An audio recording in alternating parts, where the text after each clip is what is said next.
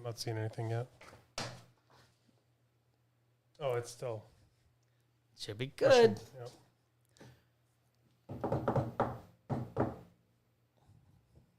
We live yet? Not that I'm seeing. It took mine a Says couple. we are. Refresh. I mean, I got a notification saying that we're live, but not on my laptop. Come on. Oh, yeah, it's live, man. There we are. We've been live for a while, actually. There we go. See? Yeah, I think. I don't understand all this nonsense. So, let's see how many people are on. Just turn my volume off. We'll wait for some people to come on, and then we'll do our thing. Welcome, everybody. How's it going? And you? It's going pretty good. Awesome. It's not showing up on mine right now. I don't know why. Yeah, why? What's Oh, wrong? there we go. Damn electronics. Not the best. How's it going, everybody? We got 50 people already. Wow. What? That's amazing. Wow. It's 50 of them watching us just sitting and waiting. 50 people that have nothing better to do than listen to us. Oh, they want to know if we're talking about the triple sired clutch. Oh, we can. Yeah, Maybe. Let's talk about that. We got a few things. First off, let's just start. Let's do our intro because I like the beat. Yeah. Here we go, guys.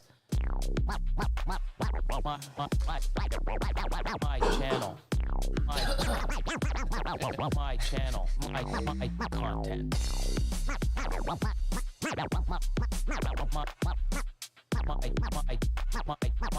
My channel. My content.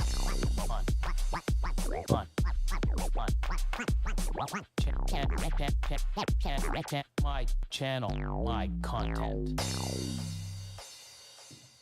And it's done. Yeah. We actually shortened it. That's a nice Really? little... That was nice. I like it. It's not bad. Not bad at all. So, yeah, we'll introduce the our guest today in about 5-10 minutes. And let's see. I guess, yeah, I have, let's talk about stuff that happened at the facility. Let's talk about the triple sired. I guess we'll hand that over to Austin because that was, That was pretty crazy. yeah, well, at first, like in the video, I, we write down the one that we have the most locks, and we have a card, and, I expected it. And then just prior to that, he's like, oh, yeah, I think I added this male too beforehand, but I didn't get any locks. I'm like, oh, okay, no problem. Then we cut the thing, and there's a third male. Yeah, that was kind of crazy. Kinda. Yeah, well... Makes for a good video. I mean, Yeah. it's definitely being talked about. but I like the title of the video. I forgot what the title was. What was Something it? about like who the should Maury that- show. Yeah, the Maury Oh, show. yeah. Maury show you want Yeah. to. That was your idea. Yeah, it was my idea. You probably planned this the whole time, No, guys. no. Like, I'm going to do this, and it'll make great tin and freak Billy out. Yeah, I'll get sure did. No, it was just a happy coincidence. Yeah, I guess so. I don't know. But yeah, it was pretty cool. Yeah. So we checked today. You guys are going to have a pretty good video tomorrow. Already uploaded? Yep. What time is it scheduled for? 7 a.m. 7 a.m. Eastern time tomorrow. So 12 hours from now, just a little less than 12 hours, we have a pretty good video. I won't spoil it. But I I'll can't spoil it because I don't on know the anything title. about it. Yeah, you don't know anything. I'll put it on the title. I'll put everything on the title. No. People don't even need to watch it. No. We get too much hate for that. Yeah. Oh, thanks, Fuzzy Balls. And that has nothing to do with me. I don't really, I try to, and then I get overpowered. No, that's stupid title. Do this. And Mr. Austin here, King Austin, no, you got to put this in it because people will watch it more. They'll get, okay. Yeah. I just let them do what they do. Yeah. So. We experiment certain titles. Yeah, so it has nothing to do with me.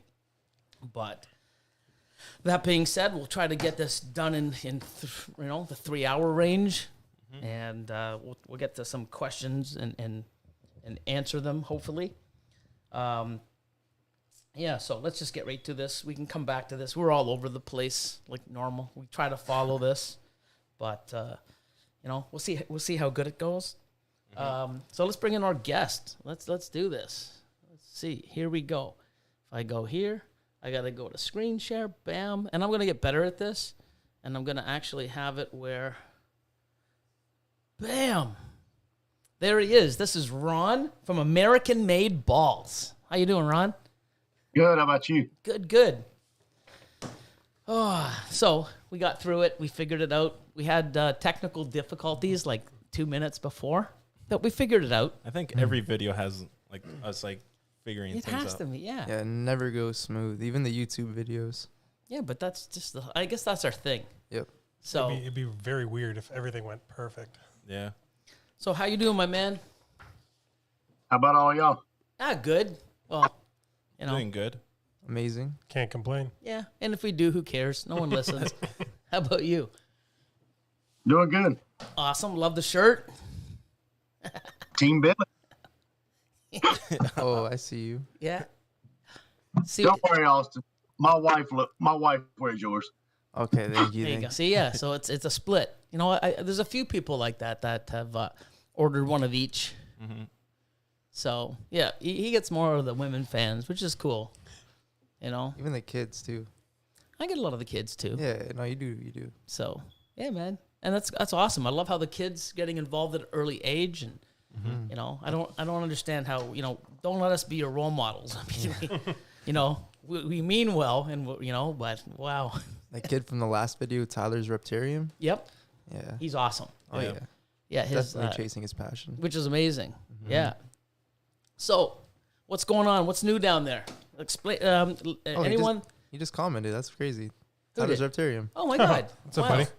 So Ron, let everybody that doesn't know you or isn't a part of the Patreon or anything like that, or you know, hasn't been following you, like, you know, let them. Oh, look at the dog in the background. You got a little weasel rat. I love it. What's the dog's name? One of them's Penny and the other one is Butterbean. Is that Butterbean behind I you? guess so, because he keeps coming towards the camera. Yeah. Bean. He's so cute. Hey, there's another one coming around, I think. In the Is there? podcast. Oh, there Oh, he is. there it is. That's Butterbean. Oh, I can see. Now I know why you call him Butterbean. Is that Butterbean on the couch now? No, Penny, Butterbean's over here trying to get in my lap. Oh, I figured Butterbean was the big, heavier one. Oh my God, Chihuahuas? Yeah. They're Awesome. both rescue dogs. And you just have the two? Yeah, just the two. Awesome. That's Yeah. funny. Yeah, Get out. Oh, yeah. You wanted our to be on puppy the just show. turned 5 months old the other day, and yeah, you know, over the last 3 months, he's an amazing addition to the family. He's getting big though. Yeah. Husky staff, not little tiny ones like that. I used to have those back in the day. This one here is going to be probably 80, 90 pounds. So tell everybody about yourself. Well, my name's Ron. I'm with American Made Balls, and I started this adventure about 13 months ago, right at 13 months ago. And I think I've been a Patreon member for 11 months, 10 or 11 months. Yeah, When I about that. started watching your videos, and I just got hooked with you and your whole personality, and with Austin and Lord of Lion, and then now with Chris with Reptile Ward, and I follow all of y'all, of course. Awesome. And so I just started. Me and my wife went to. I bred Burmese pythons about 20 years ago, and Nice. kind of got out of it, and then got married. You know, got on with life, and then had a wife that said, "You're never going to have snakes," and I said, "We'll see." Took her to a reptile show. Got one. Love it. Attack dog. And we went to a reptile show, and she saw an ivory and fell in love with it. Nice. Like So- that video. There's video. I love it. Yeah, this is perfect. It's like the news anchor. Yeah, the English Yeah. one when the kid, a nanny comes in and grabs the kids. Yeah. Awesome. So we ended up with an ivory, and she saw all the other morphs and stuff like that, so she kind of fell in love with it too, which was a plus for me. Mhm. So then we just went balls to the wall with it. And I mean, I think in the first 2 months, I had about 40 40 ball pythons. Nice. And then You're not alone. no, It happens to many. yeah. yeah. I mean, and I got fortunate. I mean, first year breeding balls, and I've put out 9 clutches, 9 in the incubator. I've got 2 left to cut this year. Yeah, And they both which cut. is amazing. It's you know, people are sitting there and going, "What? The guy's had 9 clutches?" And you know, no way. He's only been doing this for a year. Yeah, I mean, it's just I think it's incredible. Yeah. And you know, what's great about it is, oh, Butterball. Go get the dogs. Get them in the ass. Come on. Go. Come on. Come on. Barbie, come here. They just took over. Take 'em in there with you. The thing is with small dogs, Yeah. they're harder to catch. Oh yeah. They're a They lot are. faster. It's crazy. But yeah, I mean, it's. I remember you called me when you had your first clutch, and you're like, "Oh my god!" And I was like, "Awesome!" And then you call me back later, and I'm like, you know, in my head, it's like, "They're gonna be fine. Stop worrying." It's like, "No, dude, I had my second one." So Yeah. I don't know too many people. Because I had 2 the first day. Yeah, Holy cow! Congrats. Wow. I remember him calling me like, you know, late afternoon, dinner time-ish, and then we talked and we got you know, congratulated you and like, you know, walked you through it, and then all of a sudden, I think about, was it 3 hours? It wasn't long. Like 3 or 4 hours later, you're messaging me back, "Hey man, call me right away." And I saw a bunch of missed calls, so oh, okay, you know, he's worried, or he want just, you know, wants to get that, you know, question out just to make sure. Yeah. Nope. It's like, dude, I got a second clutch. I'm like, wow. I mean, that's not only a first, Yeah. but having two clutches in one was awesome. Crazy.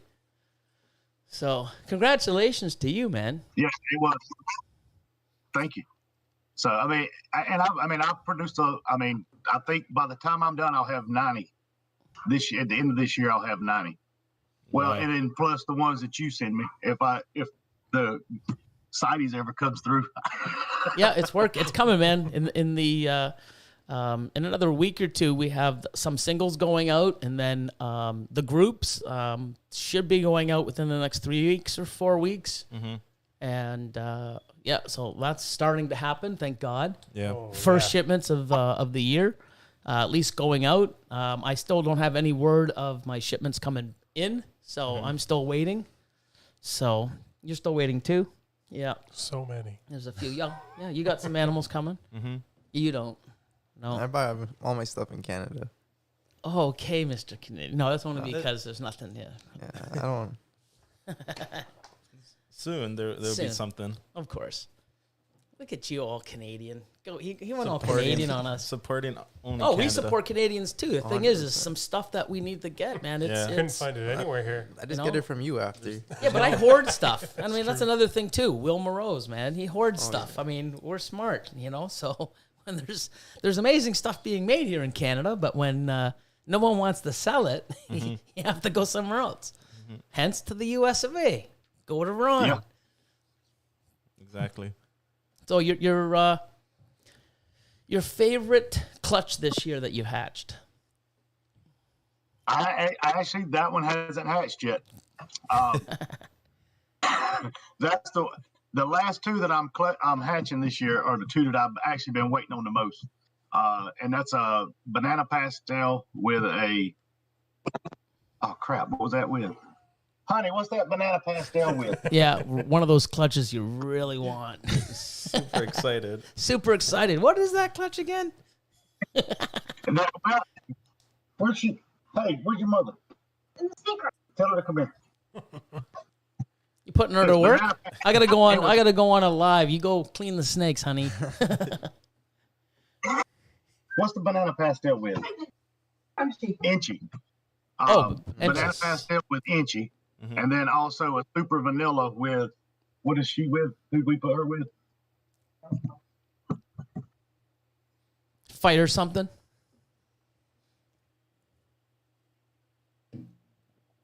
Super vanilla is what it is. Get some vanilla fire. Inchy leopard butter. Inchy leopard.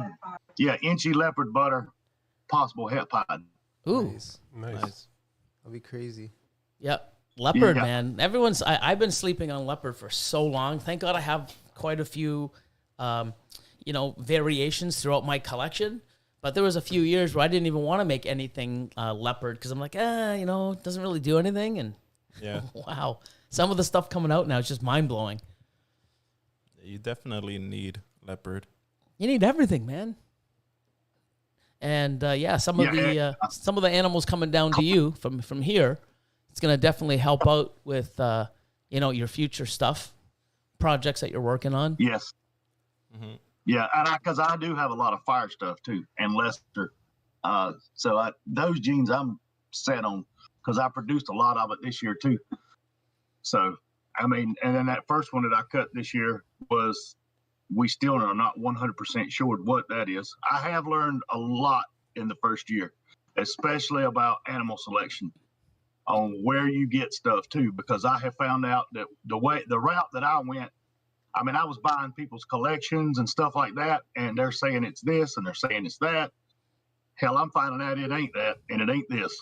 Yep. That's for sure. We have a collection this year like that they're supposed to be this. They sort of look like it. So, you can tell that they sort of tried, or, somebody bought an animal from someone else that didn't really know what was going on. So they sold it as something that looked sort of like it, and then it gets passed on, and broken telephone.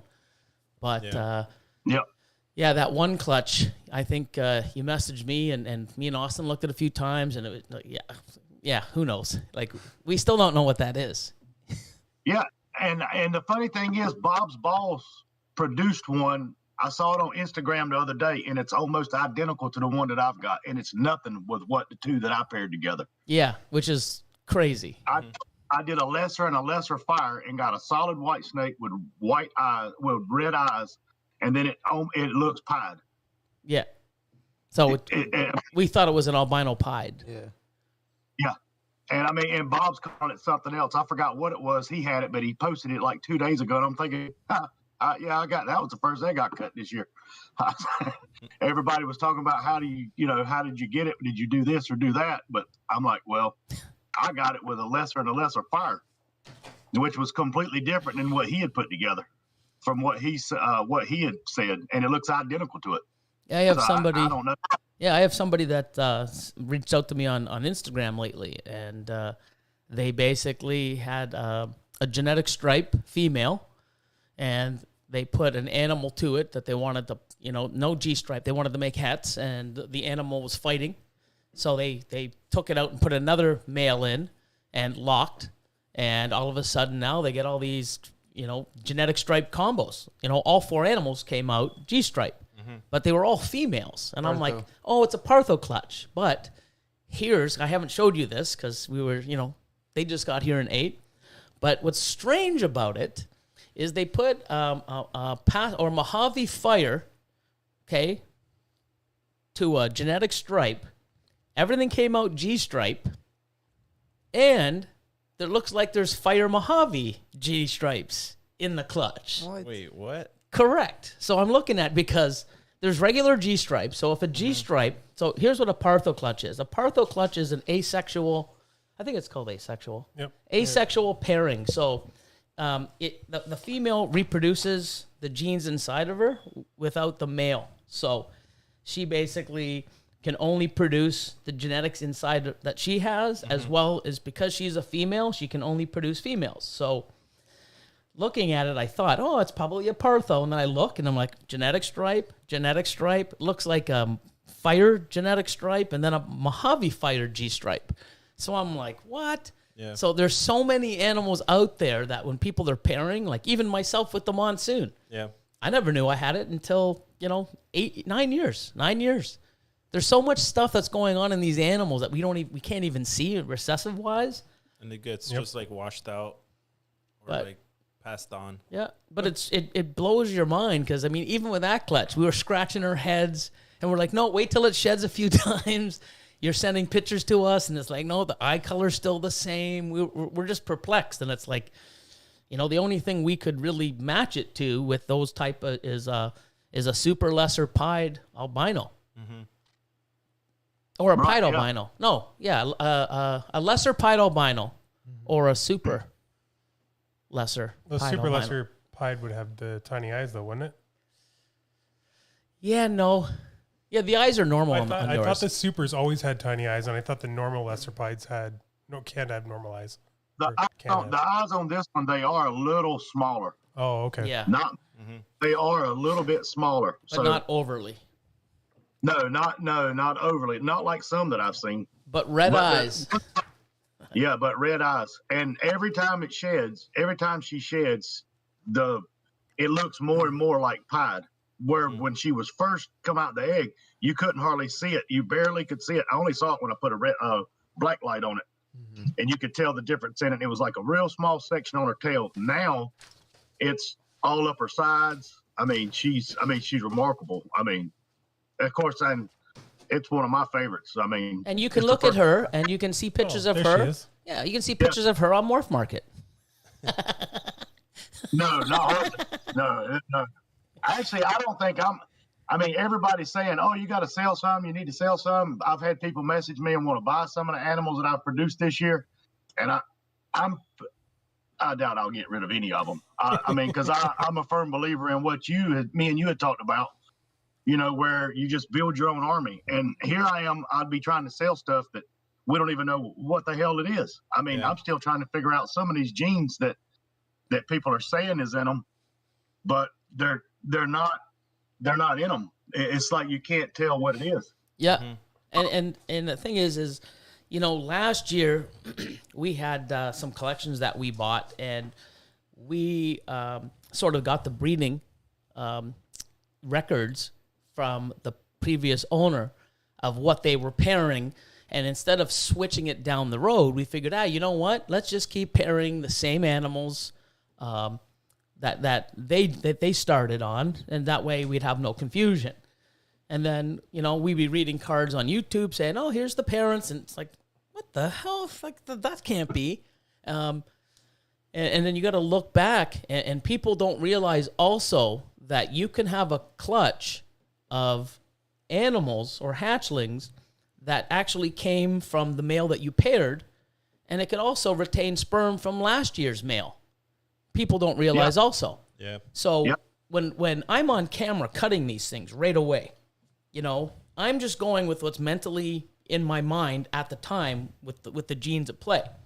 So when I sit there and go, I'm not sure what's going on, this doesn't look like this, doesn't mean I have no idea what I'm doing. It just means that, hey, you know what, we got to look into this further.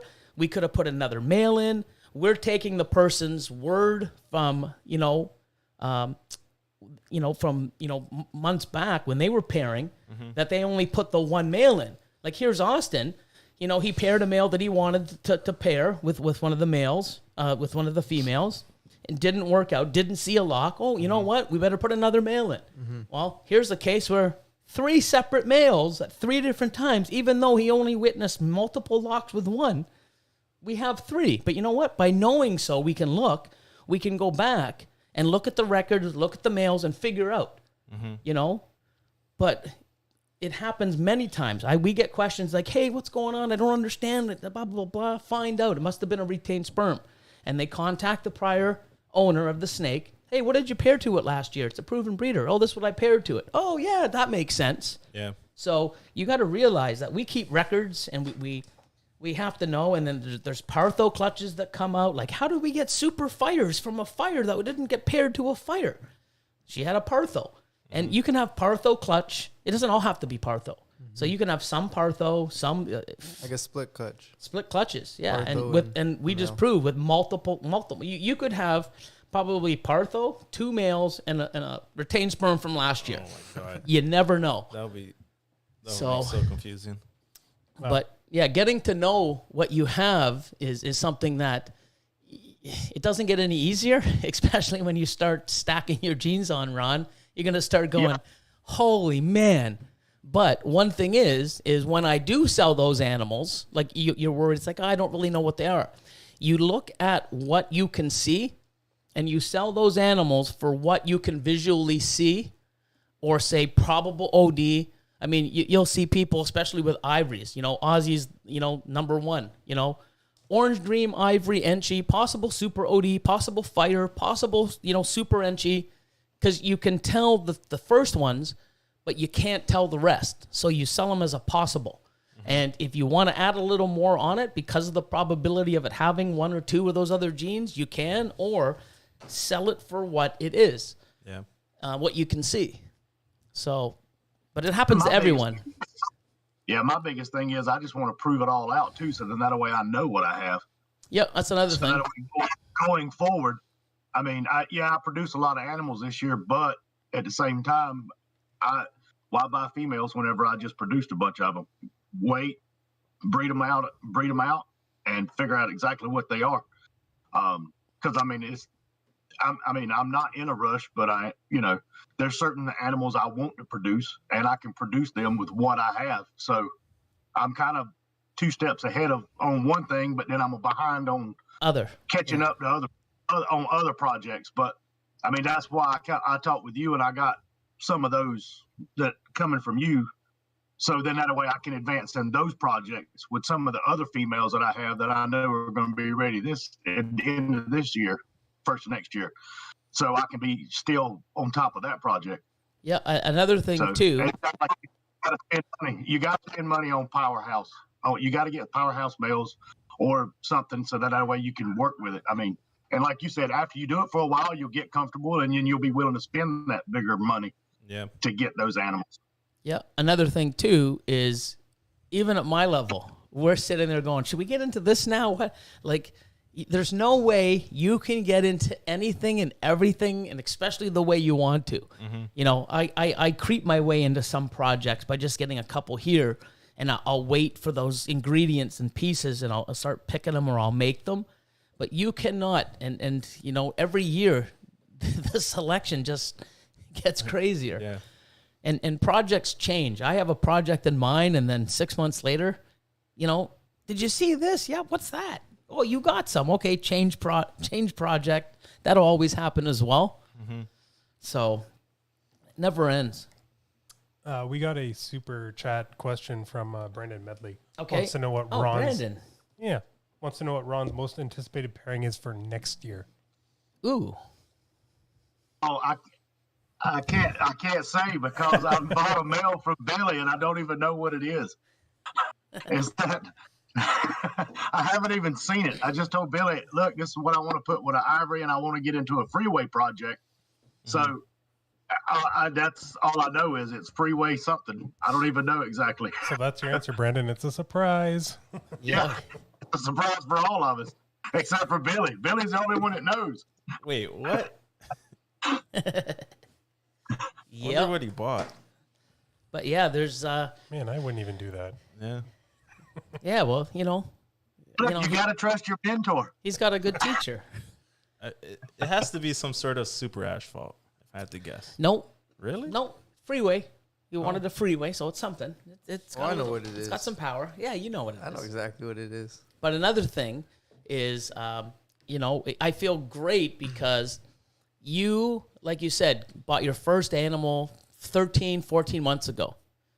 2 months, you know, watching, you know, me and the guys do our thing, you know, and you know, it's great to feel that someone like yourself, and I get it from so many people, you know, I inspire them, or they see how happy and crazy I get and how excited and my passion, and you're like, wow, I want to have a bit of that. And you go out, and then you called me up. You know, had the pleasure of you coming down and actually meeting you in person, having you at the facility, which, you know, like definitely when this COVID's over, you got to get your ass back up here. And Definitely. yeah, you met Austin when you came up, did you not? No, he wasn't there. That was when he was sick, remember? Oh, that's awesome. fuck yeah.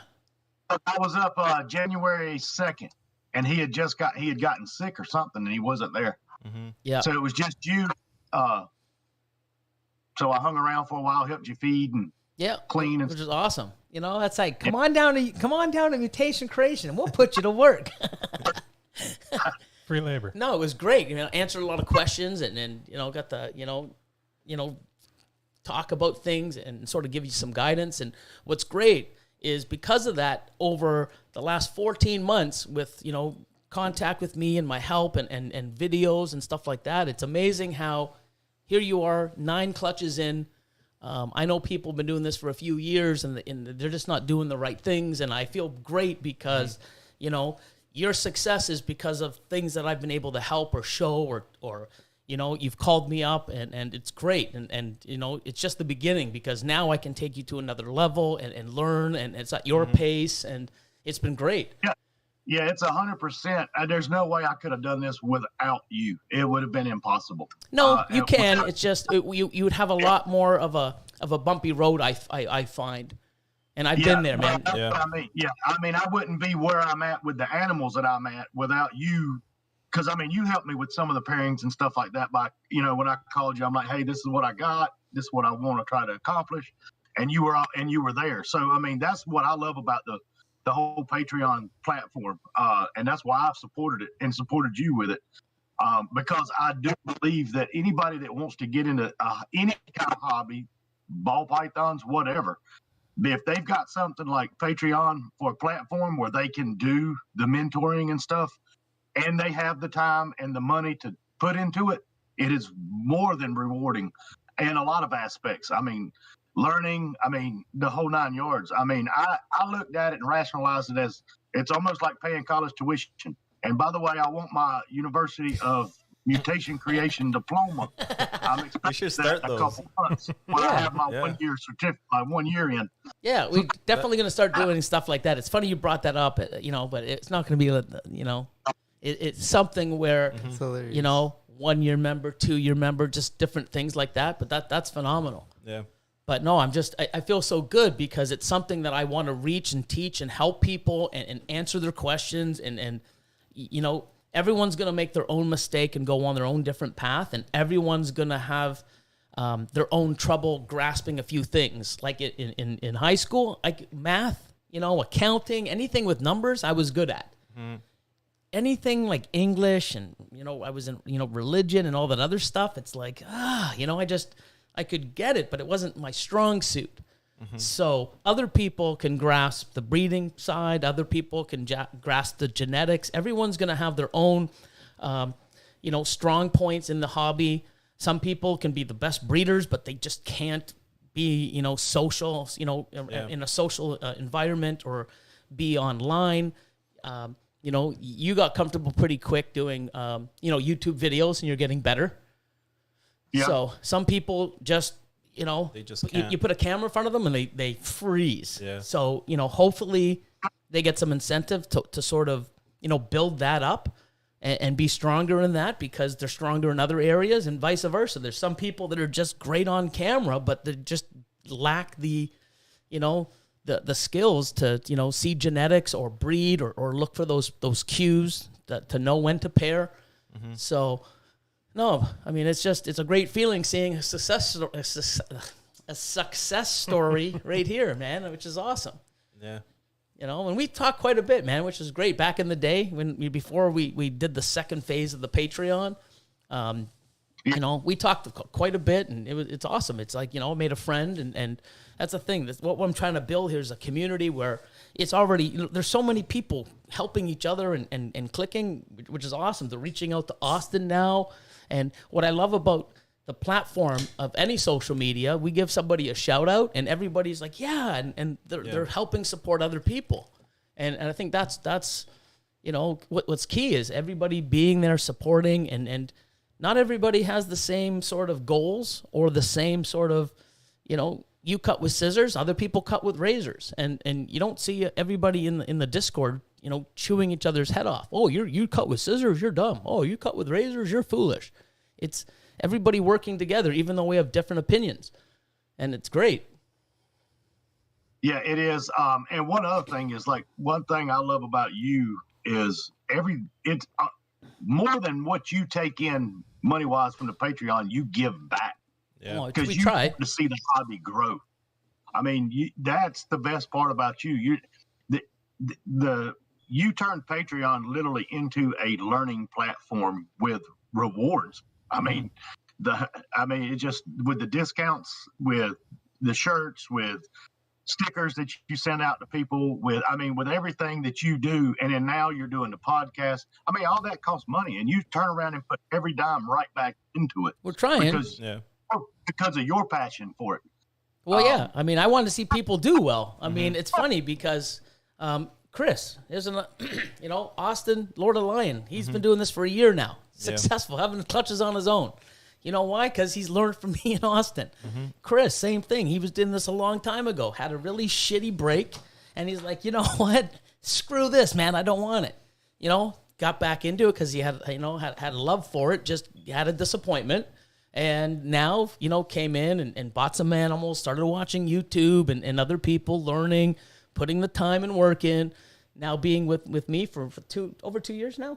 Over 2 years, him and Nick are killing it. And it's because, and he sees stuff like, the shit that happened last year, me losing eggs and molding because of the tubs that I have. Now I think I've lost 2. And probably because they had weak veins, not because of the tub. So... we all make mistakes, but it's getting past the mistakes and not keep them repeating, which pushes you forward.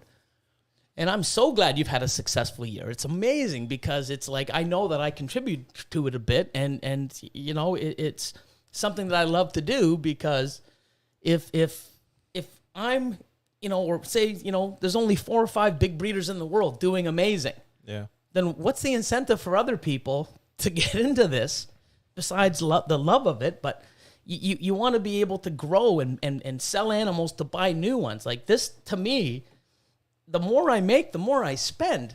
It's like, oh my God, now we're going to look for a bigger facility. We constantly are buying new animals. We're upgrading our racks.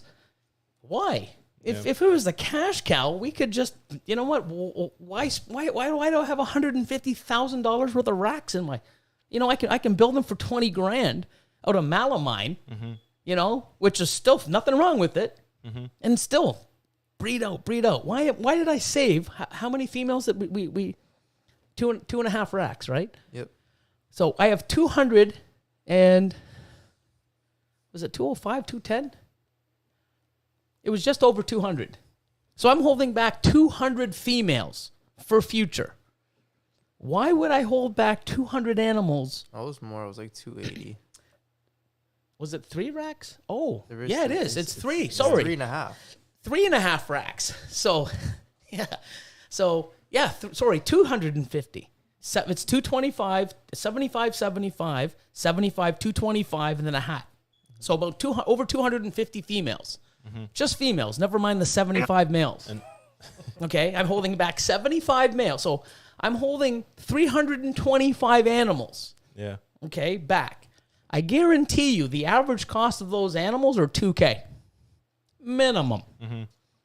That's $600,000-$700,000 I don't want because I need those for my future. I want them for my collection. I want them for my projects. Yeah. So all these people, you're only in this for the money. Well, then I'm a stupid person in this for money, holding back hundreds of thousands of dollars of animals for a future. And it's not like people are not asking to buy them or anything. Like, Yeah. I bug you People every are day. trying to buy them off them all the time. Yeah. Yeah, I won't even sell them my staff. You know what I mean? Like, these guys are mutation creation. It's like, nah, but you know what? It's all a part of the business anyways, right? Yeah. So, in a few years from now, the stuff we'll be making, it's like, oh my God, you can have them then. It's like, thanks, Billy. Well, I wouldn't have had them if I didn't hold those animals back years. Yeah. Yeah, that's true. Or, the worst part what people do, they sell the animals and then watch all the other people make the animals. And you're like, oh man, damn, that sucks. Well, you could have, but you sold it. Yeah. I learned that wrong, the wrong way, the hard way. So you're not selling any animals this year. And Not that I don't plan on it. now the next year, you said how many clutches you shooting for next year? Next year, I'm shooting for 25. Perfect. That's what my goal is next year, 25. So that's a My almost goal this triple. year was 10. Yep. My goal this year was 10, and I ended up with 9. So next year, if I'm gonna shoot for 25. In fact, I'm already looking for a facility now. You're a monster. Because I'm running out of room. Monster. I created a monster, everybody. Yeah. It's okay because I'm a monster too. I know how it is, man. It's just, Gets addicting. it is. Like this guy here. every day. Like, Yeah. you know, It his is. collections. It's very. Yeah, and it's great because it's addicting because it's amazing what we can create. It's amazing what we can do. I love it that I can open up a tub and stare at an animal that, you know, me and only a few other people in the world would have. And I can take that and take it in a different direction than other people are. And I have ingredients in my collection and we go through it all the time. It's like, oh my God, like, you know what we can do with this? Yeah. All the time. Like Austin's head spinning. He's like, oh my God, you got one of these. You know what we should do with this next year? It's crazy. So we're going to do, you have any other questions right now? There is a few of the same, just asking what his most anticipated projects are, stuff like The that. secret one. Yeah. Nothing directly. Okay, I so what asked- we're going to do is we've got some questions that, and I haven't seen you put one on Patreon. Ron? Who, me? Yeah. I A figured question? I figured you would have asked one at least last week or this week. Yeah, on the Patreon. So I asked, I put a poll up, not a poll. I put a post up for people from Patreon to ask some questions that we can answer. So we got a few here. Let's go through them. Okay, so this is from Michael Collins, and it's, what do you think is the best investment from a business standpoint for the future? A new gene, codom, single recessives, double recessives, triple recessives, etc. I think if you're starting off, I think it's best just to go with the recessives because codom you could always add it in. For a cheaper price. Yeah. But that question also goes for the amount of dollars you want to invest. Yeah. I mean, to get a triple recessive animal, it's a pretty penny. Yeah, especially if it has clown or all those popular genes. You're paying 5 figures plus. But even if it's 3 not very popular recessives, if you're getting a triple het animal, it's not cheap. Yeah. Like no matter what it is, it's triple het 4. So Yeah. I think it depends on your budget. Yeah, exactly. Yeah. I mean, because, I mean, it's expensive. No. It can be. It adds up real quick, yeah. And the more crazier projects you want, the more it hurts your pocket, or the longer it takes. Like, we've got some crazy projects in the works. Hopefully, we're going to hit it in 2, 3, 4, 5 years, but we will hit it. But we're also holding almost everything back, and you know, getting our odds better down the road, adding pieces to make that project even stronger or more diverse. It's nuts. So, you know, like Ron said, it depends on, you know, the best investment, depending on how much you have to invest. Yeah. And I guess, you know, more isn't always better. Sometimes you might want to have a decent budget on a small group or a small couple projects rather than have many small little ones. But it depends on, like you have, you know, you have a lot of experience now. Year 1, 9 clutches. You still got 2 coming out of the incubator, right? So you've had 7 on the ground. Yep. So you've learned how to pair your animals. You've learned how to take them off the eggs and put them in the incubator. Hatch them. Get the females back on food. You've got them, the animals, you know, hatching. How fun is it trying to get them all to eat hatchlings? That is a challenge at times. Yes. But they will eventually eat. Yes. Have you got into a cyst feed or is that something? I haven't had to assist feed yet. Yeah. I've been able to get them all to eat with some tricks that I've gotten from actually from Tyler from Serpent Stacks. Me and him talked. So he gave me a few tips. He in the house tonight? I haven't seen him yet. You want to shout out his other name there, Billy? Which one? Morphs or It's- reptiles? It's morphs. Yeah. Oh, no, it's reptiles. Damn. Oh my god, Jeez, man. you set Isn't me it up. exotic? No, it's not. Tell about Man. my eyes that you got it wrong. Yeah, because you looked at me and it's like you almost set me up. Ugh. Anyways, so Tyler from Serpent Stacks, he also has he also breeds boas and ball pythons. So he goes by Hyped Up Reptiles. There we go. I always call it Morphs. All the time. I did do it once right. Correct. Once. Most of the time I screw around, but now I just, ugh. But at least he gets promoted, very well. He does get talked about a lot. So, but yeah, that's very challenging. I mean, people think it's, like I get it. I breed the animals. That's the easy part. Yeah. Getting them to eat, IDing them, sexing them, then getting them to a proper size, not 100 grams, people, before you put them out for sale. Yeah, that aggravates the shit out of me. Hell yes. Market, people's got them on there sitting on a scale, and it's like 75 grams. And I'm like, why are you selling this animal? There's no way it could have eaten yet. Yep. Like, If I put an animal up, because I don't. I always wait for them because I want them to have some girth on them, and I want them to have a couple sheds because then when you take a picture, the animal looks better. Yeah. And when you sell it, people will reach out and it's like, oh, hi, yeah, well, it's only had 3 meals. It's going to have to stay for another month, but I can't ship to the U.S. for at least another month or so. This was back when COVID wasn't around, but we should be getting back to monthly shipments before the winter. So we should have like 3 or 4 more shipments, maybe even 5 going out before the end of the year, which is great. But I'll say that to the customer. You know what? Here's a picture. It's 110 grams or 130. It still needs 3 or 4 more meals, but I can't ship. And you put it on a payment plan, or people pay in full. But you need to do that. Stop selling animals or putting them on a table at a show at 100 grams or less. I mean, fuck it. Ugh. Because those people that buy them, that's the people. It's a shitty experience for them. Yeah.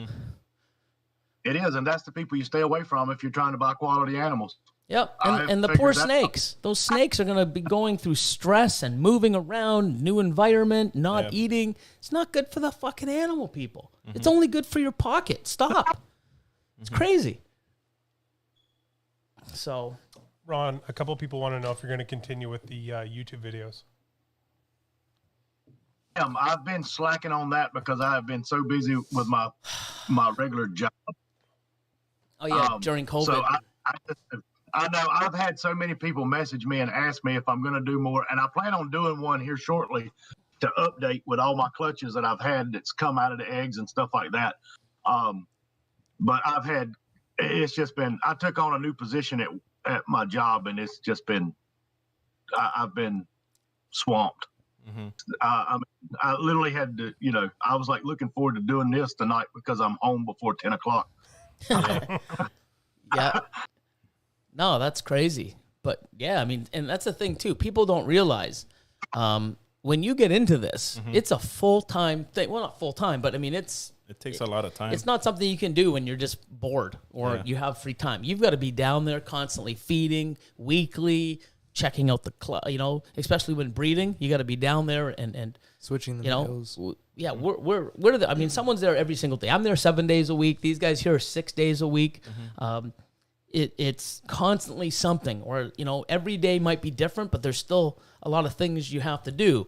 And if something pulls you aside, like this next week, just trying to get everything organized and organizing with the brokers and exporters and importers, trying to get the animals into the U.S., I'm sitting there reaching out to people, getting all the the information that I need from people, and trying to sort things out.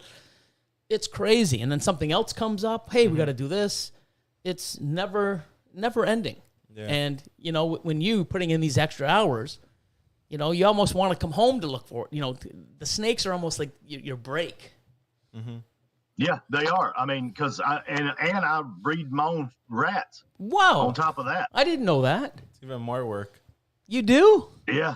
I've been breeding. You're an animal. Yeah, because I couldn't find any. I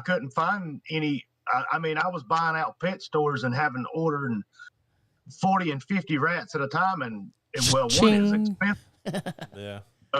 So I was like, the hell with this. So I ordered like 80 rats from 3 different places and I built racks and then just started breeding them. So now like Saturdays is all day long cleaning rat racks and stuff like that. So you're like full production. Like, holy man, that's amazing.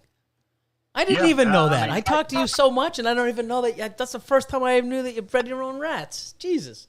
Yeah.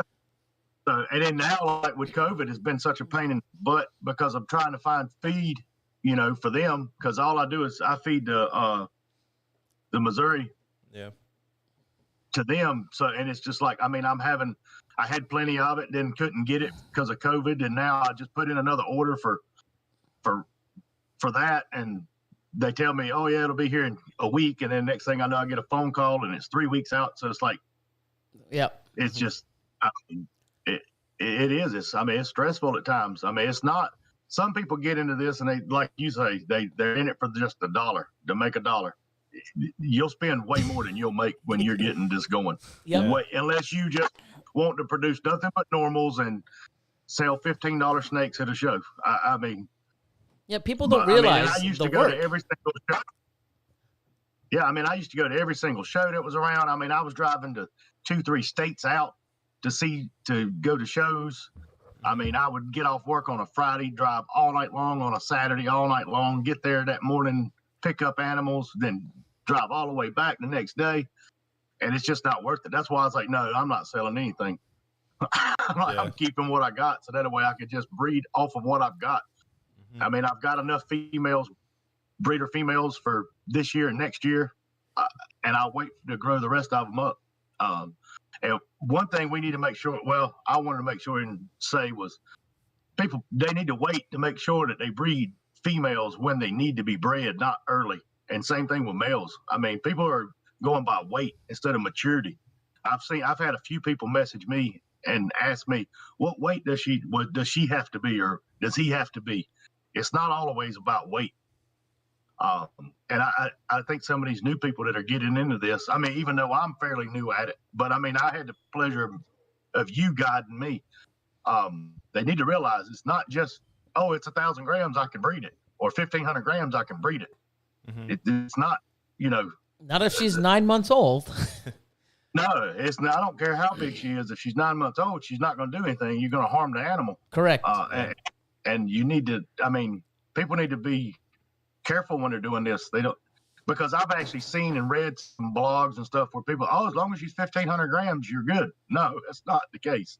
I've read out there too, and you probably have too. 1,200 grams is big enough for a female, and that's not big enough for a female, in my opinion. Right. My opinion does not mean shit to anybody, but from what I've learned and what I've seen, and I've seen some of the clutches they lay are going to be extremely small. You're going to run a risk of losing the eggs. They're going to end up laying eggs the size of chickens. And what I've seen on your videos and how you weigh yours and stuff, and yours when they hatch are massive. Most of them. And I did the same thing with my clutches. I weigh them, and mine are coming out the same thing. The eggs they're 100 grams a piece on average. But then you see some people posting pictures of their eggs, and they're on a scale, and it's like 7 eggs, and they weigh 500 grams. It's like, yeah, but I'm guilty of that too. So to that, I have an ultrasound. So people ask me all the time, and it's more for they're in a hurry. They want to cash in, or they just want to have their very first clutch. There's so many different reasons why people want to rush it. And I always say, if your animals are 1,800 grams or more, so if your female is 1,500 grams or 1,200 grams and 7 months old, she's not even capable of building follicles. Yeah. Okay. So I figure I start looking at around 16 to 18 months old, and I use the 1,200 grams and up. But she has to be eating consistently. She has to be with the ultrasound. She's building follicles. I hit them at the right time, and as long as she's continuing to eat, I've got 5, 6, 7, even 8 eggs out of a first-year female when I started pairing her at 12 to 1,300 grams because the way she's eating, because of her age. But I have an ultrasound and the experience to know yes and no. Mm-hmm. I've also had animals that are 2,000 grams and 2,300 grams that were bigger and 2 or 3 years old, and they just weren't building, or their follicles weren't there. They had 1 or 2. I mean, we had a, Yeah. yeah.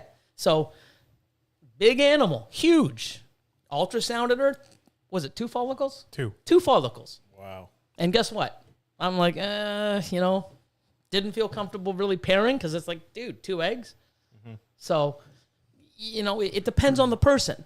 So big females can give you small follicles and small animals can give you big, but I have an ultrasound and we get to see. Yeah.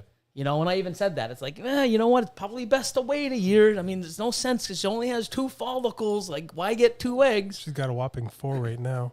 Yeah.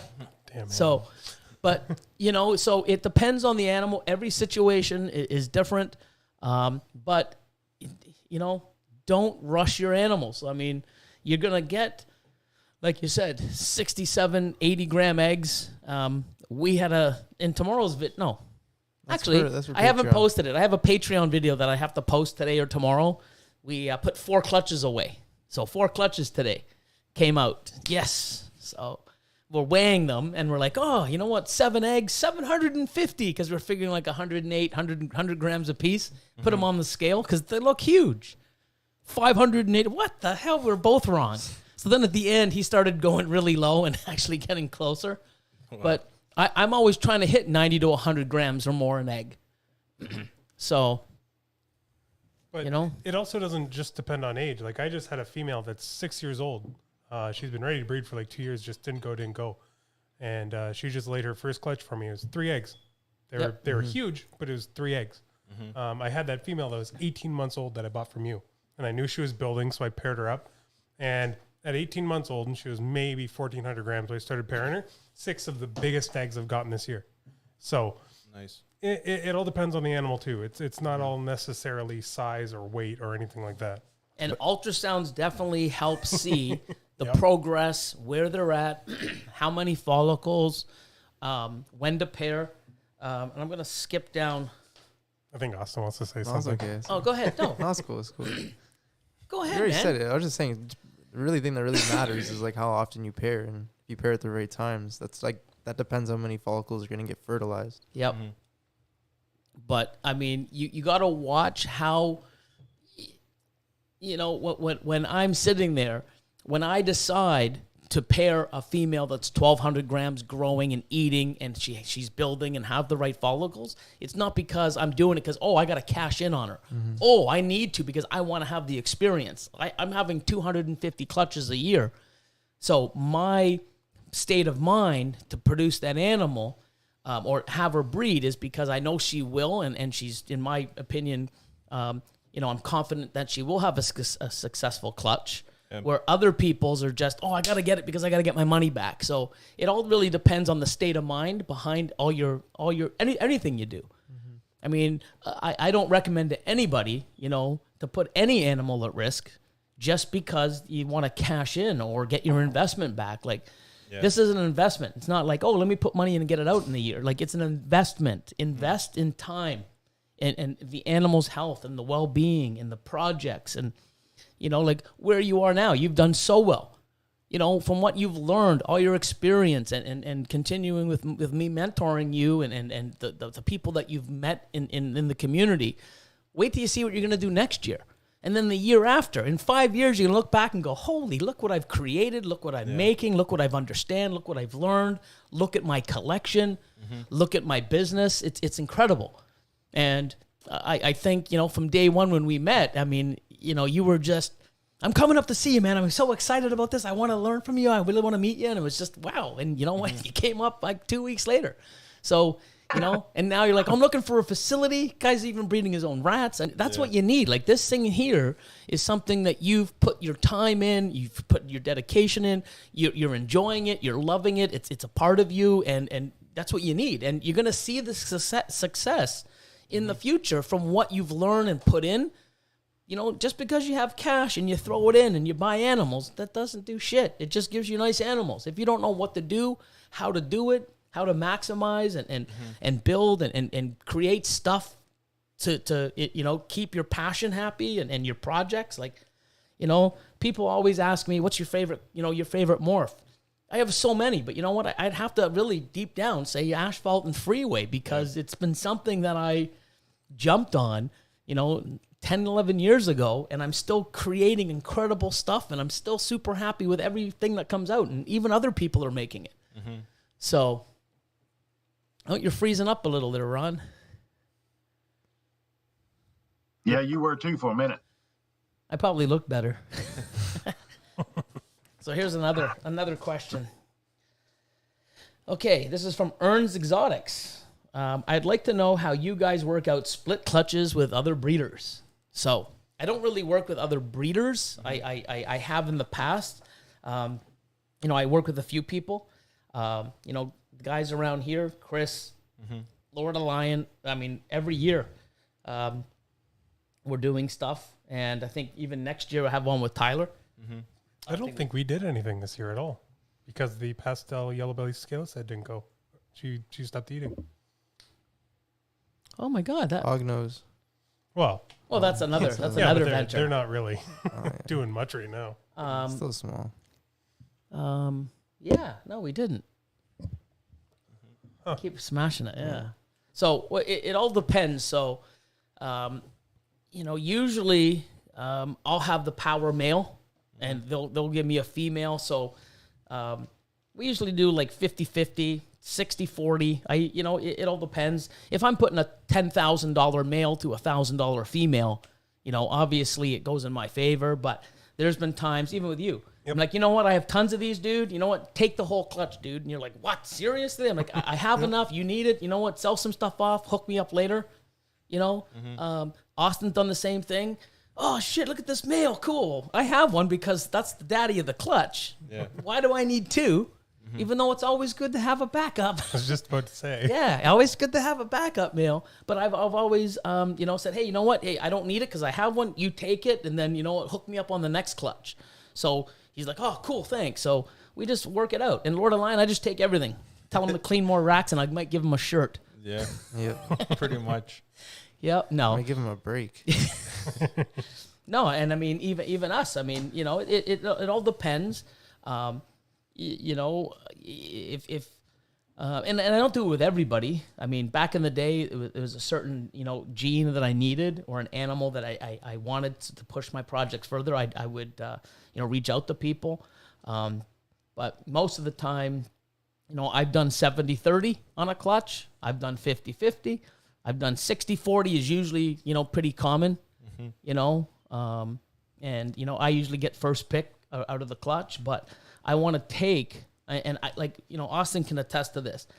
Oh, there's a $6,000 male that I already have, but there's a $4,500 female. I take the $4,500 female, Oh, but it's only about the money. Well, if you're taking animals it's mindset. Yeah. If there's a $6,000 male that I don't need, I'm taking it to sell. Yeah.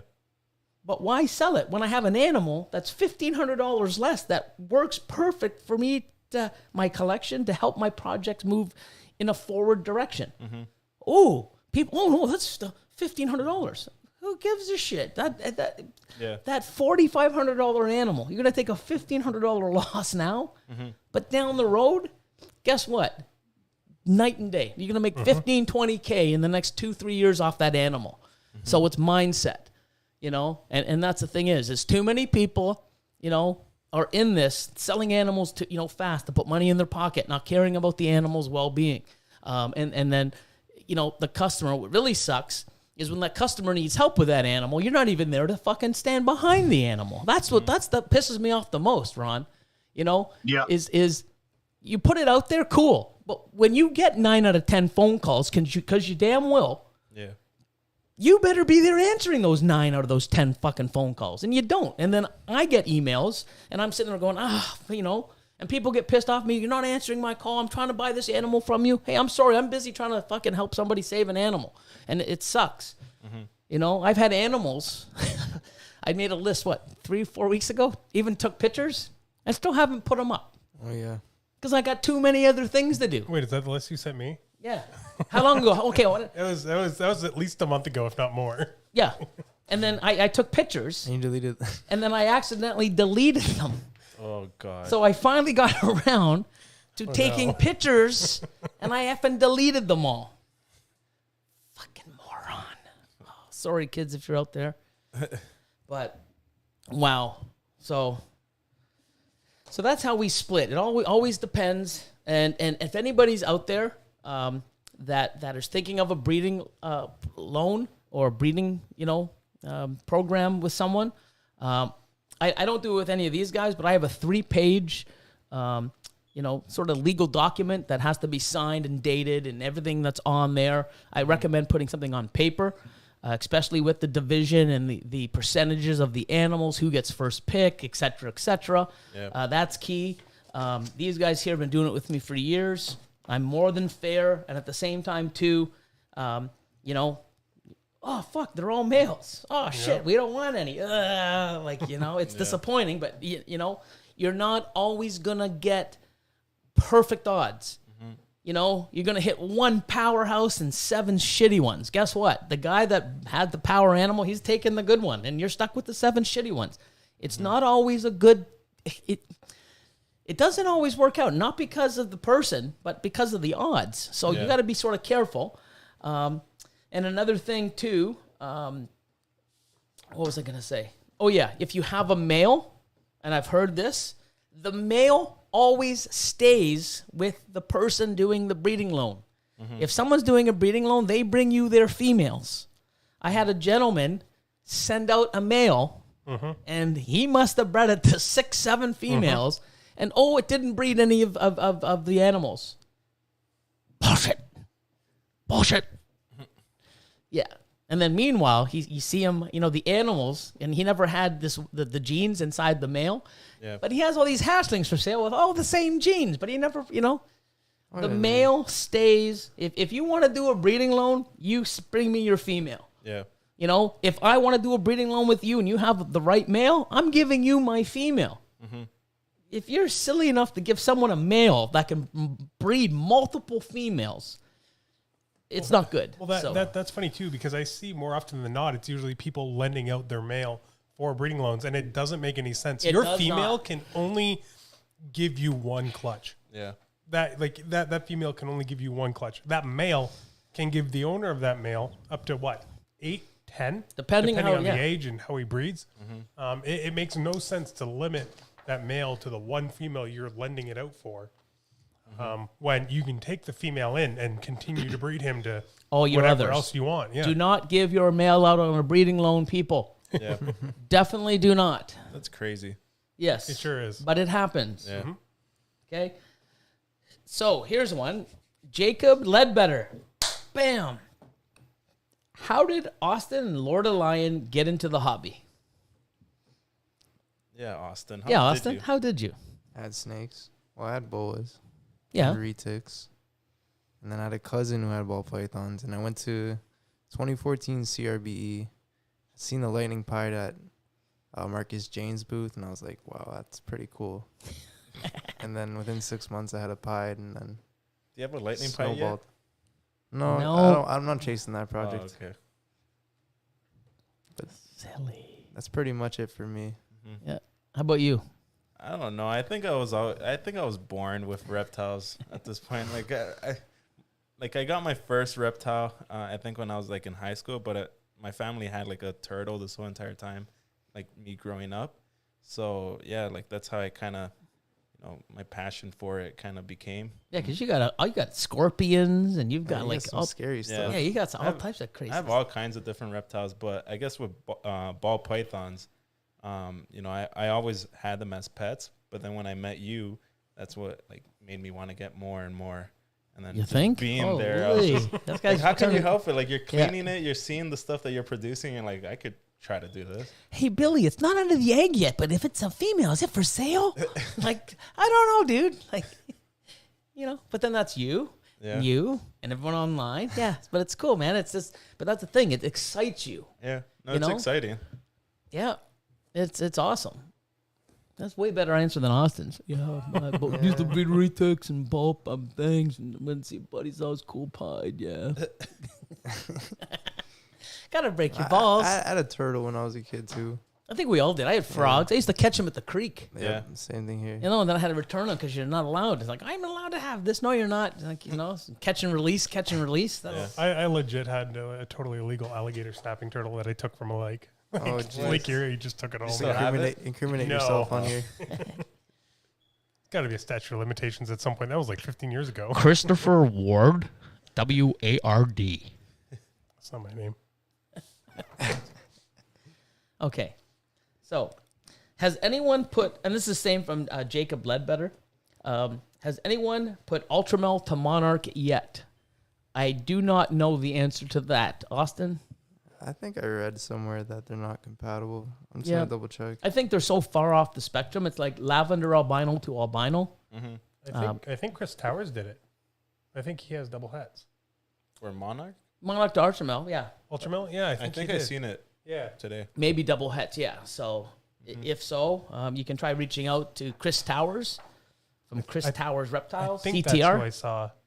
Yeah, that had it's some, yeah. possible because I'm sure he has both. Yeah. If not, maybe Phil Robinson out west, Robinson's Royals. And in the U.S., I don't know, maybe Tom Harbin. Not sure. Yeah. Good question, though. I would say it wouldn't be. They're too far off the spectrum, but then there's Never crazier know. things. Been crazier things. Oh, what's this? Okay, this is another question from Tristan Hornsby. If you were deciding whether to get into Ultramel or Monarch, which would you choose and why? Yeah, Chris Towers. Okay. Yeah, so Is he put them together, but Oh, he didn't make him yet? I knew. I'm pretty sure I've seen it, but Oh, okay. yeah. Okay. So he's Chris Towers is in the works of it. Looks like a Monarch male to an Ultramel female. Mm-hmm. But that being said, personally, I mean, I really like the Ultramel. I'm heavy into it, but then it doesn't have the same color palette as Monarch. Yeah. Monarch is just deeper and richer. You know, I'm really too heavily invested into Ultramel right now, and I mean heavily. And I got a lot of amazing projects going, and I've got a lot of double, triple, quadruple hets with Ultramel and Clown and Pied, and Cryptic. You know, it's for me to get into Monarch. I would probably buy a powerhouse male and then just breed it into my stuff and wait, and then make some crazy stuff down the road. Instead of me, how I normally do it, you know, pick up some Monarch female combos or combo hets. And that's probably the way I would get into it.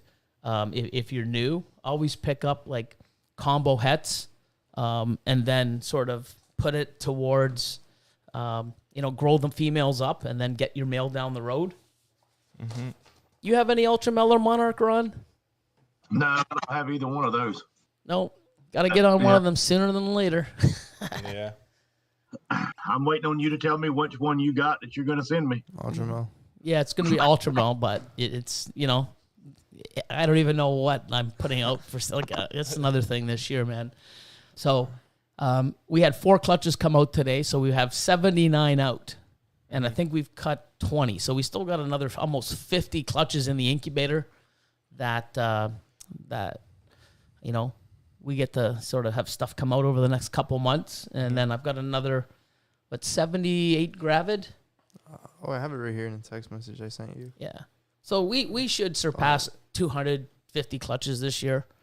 Yeah, So- this was a few days ago. So we had 72 laid, 76 gravid, and 126 that were building follicles looking to lay. Yeah. So we've already paired. Yeah. So they're building. So, Mm-hmm. yeah, that's like So that's like 270, 260. that's more. Oh, 260. Yeah, 260. Yeah, so- We got quite a bit of Ultramel stuff. Yeah. Cool stuff. And then these guys here, they've got a lot of stuff, you know, in the works as well. Mm-hmm. How about you, Chris? No Ultramel at all until our boy comes. Oh, yeah. Oh, that guy was There we go. crazy. So yeah, that's a powerhouse. Yeah, So- we had nothing, so we just jumped in with both feet. Yeah. Yeah. Whole feet and somebody on your back. Yeah, no kidding. That triple recessive. Yep. That's pretty So- crazy. That's that. And here's a second part. Would buying a powerhouse Ultramel combo be better investment than a single gene Monarch? 1,000,000% to me. Yeah, well, than a single gene, like if Monarch is much newer and it's more expensive. If you wanted to get into Monarch, I would wait and do a powerhouse Monarch. Het female, maybe? No, male. Or I get some het females and wait till the males drop a bit. yeah, you could. It depends on your budget, but I mean, if it says it's asking for a male, would it be? Oh no, it doesn't say male. I mean, When I see powerhouse, I automatically see male. Yeah. That's why it just triggered me. Hey, every time I talk to you, what do I say when I say powerhouse? Male. Male. Yeah. That's why I got 5 males coming from you because they're powerhouse. So, I guess it depends on how your collection is structured, right? yeah. Yeah. I mean, 'Cause that's a tough one. If you have a powerful male, you could put it to multiple females. And also depends on your budget. Yeah. But I mean, if you wanted to get into either a powerhouse male into either project, you can't go wrong. Except the budget's going to sort of hurt you with the Monarch, and you're not going to have as many Monarch combo powerhouse males out there for sale as you will for Ultra Male. Like right now, the only really powerhouse males for Monarch is a pastel Monarch, and that's $3,500 US, and then a Monarch G Stripe, which is $6,000. So Correct. not too much to play with. It was like Puzzle a few years back when I decided to get into it, trying to look for a powerhouse male. Pastel puzzle, super pastel puzzle. It's like, you know what? Yeah. And they had a quite of a big price tag then, and I'm like, you know what? I can't find the right powerhouse male. So guess what? I started buying, puzzles, and there's someone here, the Fuzzy Balls Reptiles. Do you have any puzzles projects in mind? And it says, I know you have one visual, any others. So I've got a pastel puzzle female that's breeding this year. Next year, I have 2 puzzle females that will go.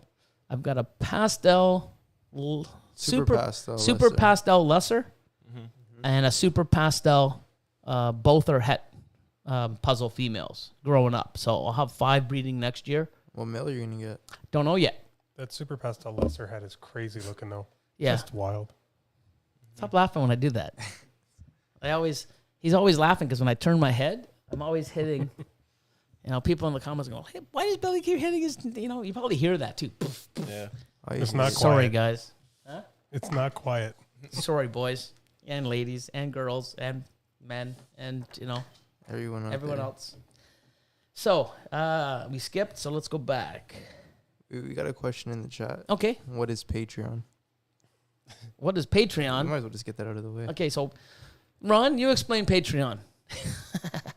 Patreon is a platform that you can do a different level of investment for different learning levels for what you want to learn. With Billy's, or with Mutation Creation, you have different levels as far as how much for your experience level and what you want to do. I personally do the mentorship program. It's $250 a month. It's like a pledge, and you get access to pick Billy's brain to a certain limit. And you've exceeded it. But you also get like this. Billy, the way Billy has his set up is you get discounts on, I think it's a 25% discount on your animals. For you, yeah. And then 20, 15, 10. Yeah. And then, I think I get free shipping on one animal after 6 months or something like that. Free shipment. If you only want to put one animal on, that's cool. But, load it up, man. Take advantage of that discount. And and then with now that he's incorporated Discord with it, then you get that platform as well. And some of that is for certain tier levels as well, which on there he does raffles. I think we got one this Wednesday. This Wednesday, yeah. Nice. Today, I think last month he gave away 2 snakes, 2 balls. This one is for the string art? Yes, sir. String art from Logan? No, it's from oh my lord. Brady. What's his name? Brady, yes, thank you. Tom Brady, that's how I remember. So you remember a Patriot fan. Oh. No, He's Brady. He's a Patriot fan too. Is he? Brady. I swear he said he was. Oh, I hope he didn't. But it's with the Discord and with Patreon, it can be the best decision you ever made, but it depends on what you want to do. I mean, you could do $1 tier, you could do a $5 tier, but you get certain videos that you don't get on YouTube, on the Patreon platform, where like there's Austin does the gene pool, where you can vote on certain genes that he posts. About every 2 weeks, every week to every 2 weeks, he puts up like 3 to 4 genes, and you vote on them. And the one that everybody gets, the gene that gets the most votes that's the one he talks about specifically, and shows different animals how to identify them, different markers and stuff like that. He brings out sometimes 15, 20 different balls of that has that gene in it, and shows you different morphs. Then you get Lord of Lions left or right, with that, and you get I think Lord of Lions done some editing videos and stuff like that on there to show you how to do YouTube. Billy's slacking; he don't really put much up on there. You're right. It's coming though. Yeah, I've got a lot of things in the works, and I've got a lot of things already there. So I mean, just trying to organize everything. I mean, it's like, I'm stressed a lot of the times too. It's like, wow, just trying to get everything ready all the time. You stressed? I am. I don't believe you. Yeah, it is. I mean, but I'm so used to stress, and it's sort of like if I wasn't stressed, I'd be sort of lost. Yeah. But I mean, the thing about Patreon to me is I've helped so many people, and there's a constant need for people to learn the right stuff, and not learn stuff that people say it's the only way. That's what bothers me the most. There's so many ways to breed. There's so many ways to keep, feed, house, there's everything. You got to find the way that works for you and your animals. And if you're being sort of told that you have to use these racks, you have to feed this much, and you have to feed like this, you have to use this, you're being guided the wrong way. And what I like with yourself, I mean, I have people on here at all different levels. Their budgets are huge and budgets are small, and people work within their budgets. And I try to get you, if you've said to me, say, hey, Billy, blah, blah, blah, blah, I want to do this. Have I ever said, no, you don't want to do that. You should get into this because it's better. No. In fact, I got to tell this story because this is the type of person you are. Whenever I was looking for a powerhouse male, I paid him for this. No, this is a paid advertisement. But I was on Morph Market, and I was on Mutation Creations site looking at the animals available and stuff like that. And I had Billy on the phone, and I was literally like, I didn't care what it cost. I was at that point. I was like, this is what I want to accomplish. How do I get there? And I'm naming off $6,000 males, $8,000 males. He's like, no, that won't work. No, that won't work. No, that won't work. And it's because Billy knew my collection. He knew what I had. He knew what I needed. And instead, I think he taught me into, he didn't talk me into it. Let me rephrase that. He suggested a $2,500 animal, but I was willing to pay $8,000 for one. I didn't, because I was at that point. That's what I wanted. But Billy was the type of person, and is the type of person, to steer you in the direction that he knows best. The more information for me, the more information you give Billy on what you want to accomplish, the easier it is for him to help you. And that is why I invest in the Patreon. I want to see Billy hit the morphs that nobody else will hit, because he deserves it. Thank you. Mutation Creation deserves it. Chris, you do too. I mean, you've been in there with Billy. I mean, I see you all the time in the videos. You do the live videos and stuff like that. I mean, all four of you guys are great. I mean, and that's why I support all of you.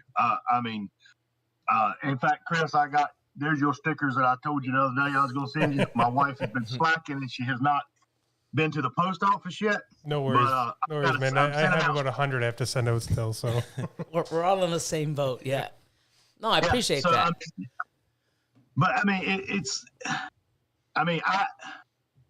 I rationalize everything that I do, especially when it comes to me spending my money. Yeah. So the way that I justify, because people that I know and I've known for years, they're like, I can't believe you pay somebody $250 a month to be able to talk to them on the phone. I said, you don't understand, and you never will. I said, I could go to the local community college and I could take a damn biology class. Mm-hmm. I said, they're not going to teach me anything about ball pythons, morphs. Yeah.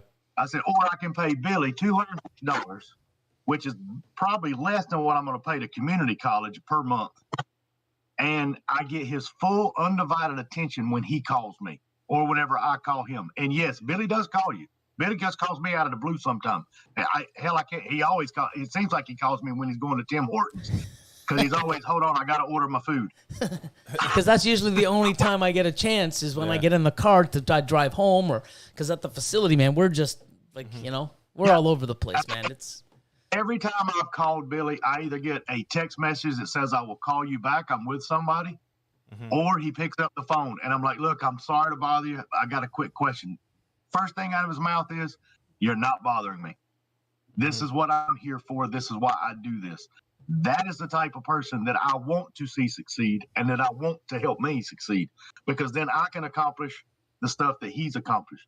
My daughter for Father's Day made me a shirt that says #snake, #beatbilly, because I always joke around about, because Billy's told me from day one, you're a beast. You're going to be where I'm at in 5 years instead of 15 years because you don't stop. But that's because of my passion for it. I mean, everybody has a different passion level. Everybody has a different level of time that they want to put into it. So you just don't jump into the $250 mentorship if that's not suited for you. If that's not what you want to do, but you want certain access to certain content on Patreon, pick the level, call him. Ask him what would be the best level for you.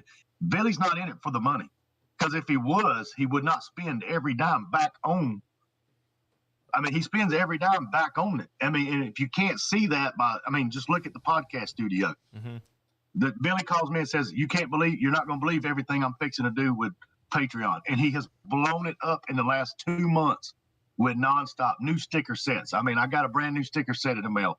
It come with, all kinds of stuff. I mean, he ain't slacking. His shirts are slacking on the back, but Billy, as far as everything else, you're not slacking. Yeah, thank you. I mean, when 20 years ago, when I bred Burmese pythons, you could not get a breeder to talk to you about anything. They did not want you to know anything. It was the biggest secret on the planet. Been there, done that many times. Yep.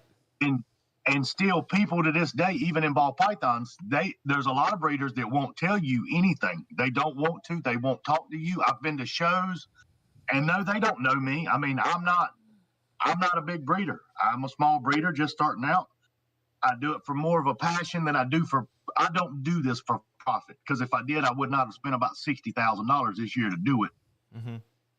I do it because I enjoy it, and it's like you said earlier, Billy, I work long days. I come home. It's a break from reality. I go in my snake room. I, clean. It's just a break, and it's for fun. It's because I love doing it. And anybody that wants to do it for that reason, they need to join Patreon, because they will learn what they need to learn. And you have never in any of your videos, I've seen every video you've ever posted, you've never said this is the only way to do something. Yeah. People have hated on you for using scissors. People have hated on you for other stuff, but you've never pinpointed and said, oh, Brian Barczyk, you're doing it wrong because you're using a razor. Yeah, if that works for him, it's great. I mean, I'm not here. That's why I don't understand why people hate on what I do. It's not like I haven't used razors, or I haven't done this, or I've done it all. Yeah. This is what I like and choose. I think I'm going to cut an egg next year on the first egg cutting that I do video. I'm going to do it with a weed eater. Let's see, let's see if we can get some complaints about that one, or a machete. Let's just because it's stupid. It's no reason for people. I mean, you always tell the truth, and that's why people hate on you, because you tell the truth, and that's what I think it truly. Yeah. I mean, you know what? I would never go on and tell someone they're doing something the wrong way because it's not my way. You know, I've got into, you know, headbutting match with him. Oh, I like this gene. I'm like, I don't. Well, I really like it. Then dude, get it, man. Yeah. You know, and he'll be like, why don't you like it? Well, because this, you can do this to make it sort of similar. Plus the fact this, and there's a lot of confliction and oh yeah, it makes sense. And he went and got some stuff, and sometimes he's listened. Sometimes he's like, no, you know what? I really like it. And it's not like, oh, you're an idiot to have it. No, you do what works for you and what you like. It's not, I don't want to have a bunch of people just, oh, look at what I made. Oh, that's what Billy did last year. Yeah, and I'm going to do what he did the next year. And I don't want people just doing stuff. I want people, and for me to guide them with their budget for, like you said, their, you know, with what they want. Yeah. You know? And you know, we've done that many times. I'm like, I don't like it. Why don't you like it? And it's like, well, because of this, and this. Yeah, but it does this. I'm like, yeah, but look at this. It makes that. And we've actually gone into, what do you call that? Like phone wars? Hey, look at this. Yeah, that sort of does look like the same. Yeah, but it's easier to make and cheaper. And it's, you know, people have it. Yeah. And then, you know, but it's like I give you my side. And, you know, he's like, yeah, you're right. You know, I did some more digging and you were right. And there's other stuff that I don't know much about, or I don't really like it because of some people that are involved in it. And, you know, he's, you know, sort of looked into it. It's like, yeah, you know what? I'm going to take my chance with it. Awesome. Yeah. I've never said, oh, that's stupid. You know, oh, you're an idiot. No, you know what I like and what you like and how you're going to do it is 2 different ways or 3 different ways or many different ways. Yeah. But, you know, getting back to the thing that you said, I don't know if he's on here, Young's Constrictors. When I first met him, he's part of Patreon. Is he on here? Yeah, he's still here. Awesome. The very first time, before he was even on Patreon, and he can, you know, this is, you know, he can say, yep. He called me, and I spoke to him. It took maybe a week or so for me to actually get time. And this is way before the, you know, Patreon was at the level it is now. He wasn't even a member. I spent 5.5 hours with him on the phone, going over his collection, giving him guidance, where he wanted to go within his budget. At the end of, I don't know, maybe 4 hours after speaking, and, you know, him and his wife were taking notes, I'm like, dude, what you want, I don't have. You know, he loves ghost clown stuff. And I'm like, I don't have anything yet. And he wanted some other stuff. And I'm like, I don't have it. So I got on my computer, and I went on Morph Market, and I'm, you know, saying, find this, see this. And I help him buy animals from someone else after spending 5.5 hours with him on the phone. He's like, dude, yeah, I don't understand this. Like, you know, you've given me all this time and you're helping me. And I'm like, yeah, I mean, I'm not going to sell you animals to put money in my pocket that doesn't get you to where you want to go. You know? And it's I wish I had the animals because I know they're, you know, the genetics, and I support the animals and they'd be healthy and they'd be great in your collection. But if I don't have them, you know, I'm not going to sell you something just like you. I'm not going to sell you something you don't need to put money in my pocket. Because if I hook you up the right way, you're going to come back to me and spend money and do things and see your success and your collection and your dream move forward. Yeah. You know? Because I'll tell you one thing. There's a lot more money in my snake production than the amount of work that we're doing and the time and how stressed I am with Patreon, you know? So it's like, it's, I don't know. But the bottom line, Patreon is something, if you want to learn, we're here. We're putting out more stuff all the time. The higher the tier, the bigger the discount, the more rewards. You notice, you know, everybody that's part of Patreon, you know, we're giving shout-outs before people that aren't. We're promoting them. I'm trying to do whatever I can to better it. We've got the new, you're aware, next Friday. Oh, he's frozen. There he is. You're frozen a little, you're lagging. But next Friday, we're going to start the monthly, maybe even 2 weeks. You know, the people in the 100 and the 250, we'll get on a voice chat and just, you know, talk about what's going on. Yeah. You know, have a sort of like a meet and greet and do that, like, you know, what's going on for the month and questions and answers, and just be a little bit more of a you know, a unified group. And, you know, Discord on its own, man, the members, the people in the group, I mean, it's phenomenal what we're doing together. And you know, it's I don't know. I think it's something that I've wanted, and I'm helping people out, and it's something that I love to do. And by putting it out there, it's amazing how the people have come a part of it and how it's growing. But I definitely want people to be in the right bracket and put themselves and utilize the discounts on the animals that I'm putting out there, so that basically Patreon's pretty much free if you buy the right animals, or if you don't, you're still getting something for your money. Yeah. But I mean, everybody out there that's part of it, man, I love you for it. It's awesome. I hope what we're doing here and what's coming, and what we're planning, it helps. I know there's a few people that have reached out for the littlest things and stuff that they've seen or tips that have helped them. I mean, there's a few things that I've helped you out with that saved clutches, Yep, I had that one clutch that was it was actually they were dehydrated, because I used I've got the same incubator as you, and I used the tubs that they sent me from Cornell's World. But you didn't do the saran wrap. Yeah, I didn't do the saran wrap. Didn't even think about it. I mean, because I've noticed in your videos you didn't, but I didn't put the 2 and 2 together that they were different tubs. Correct.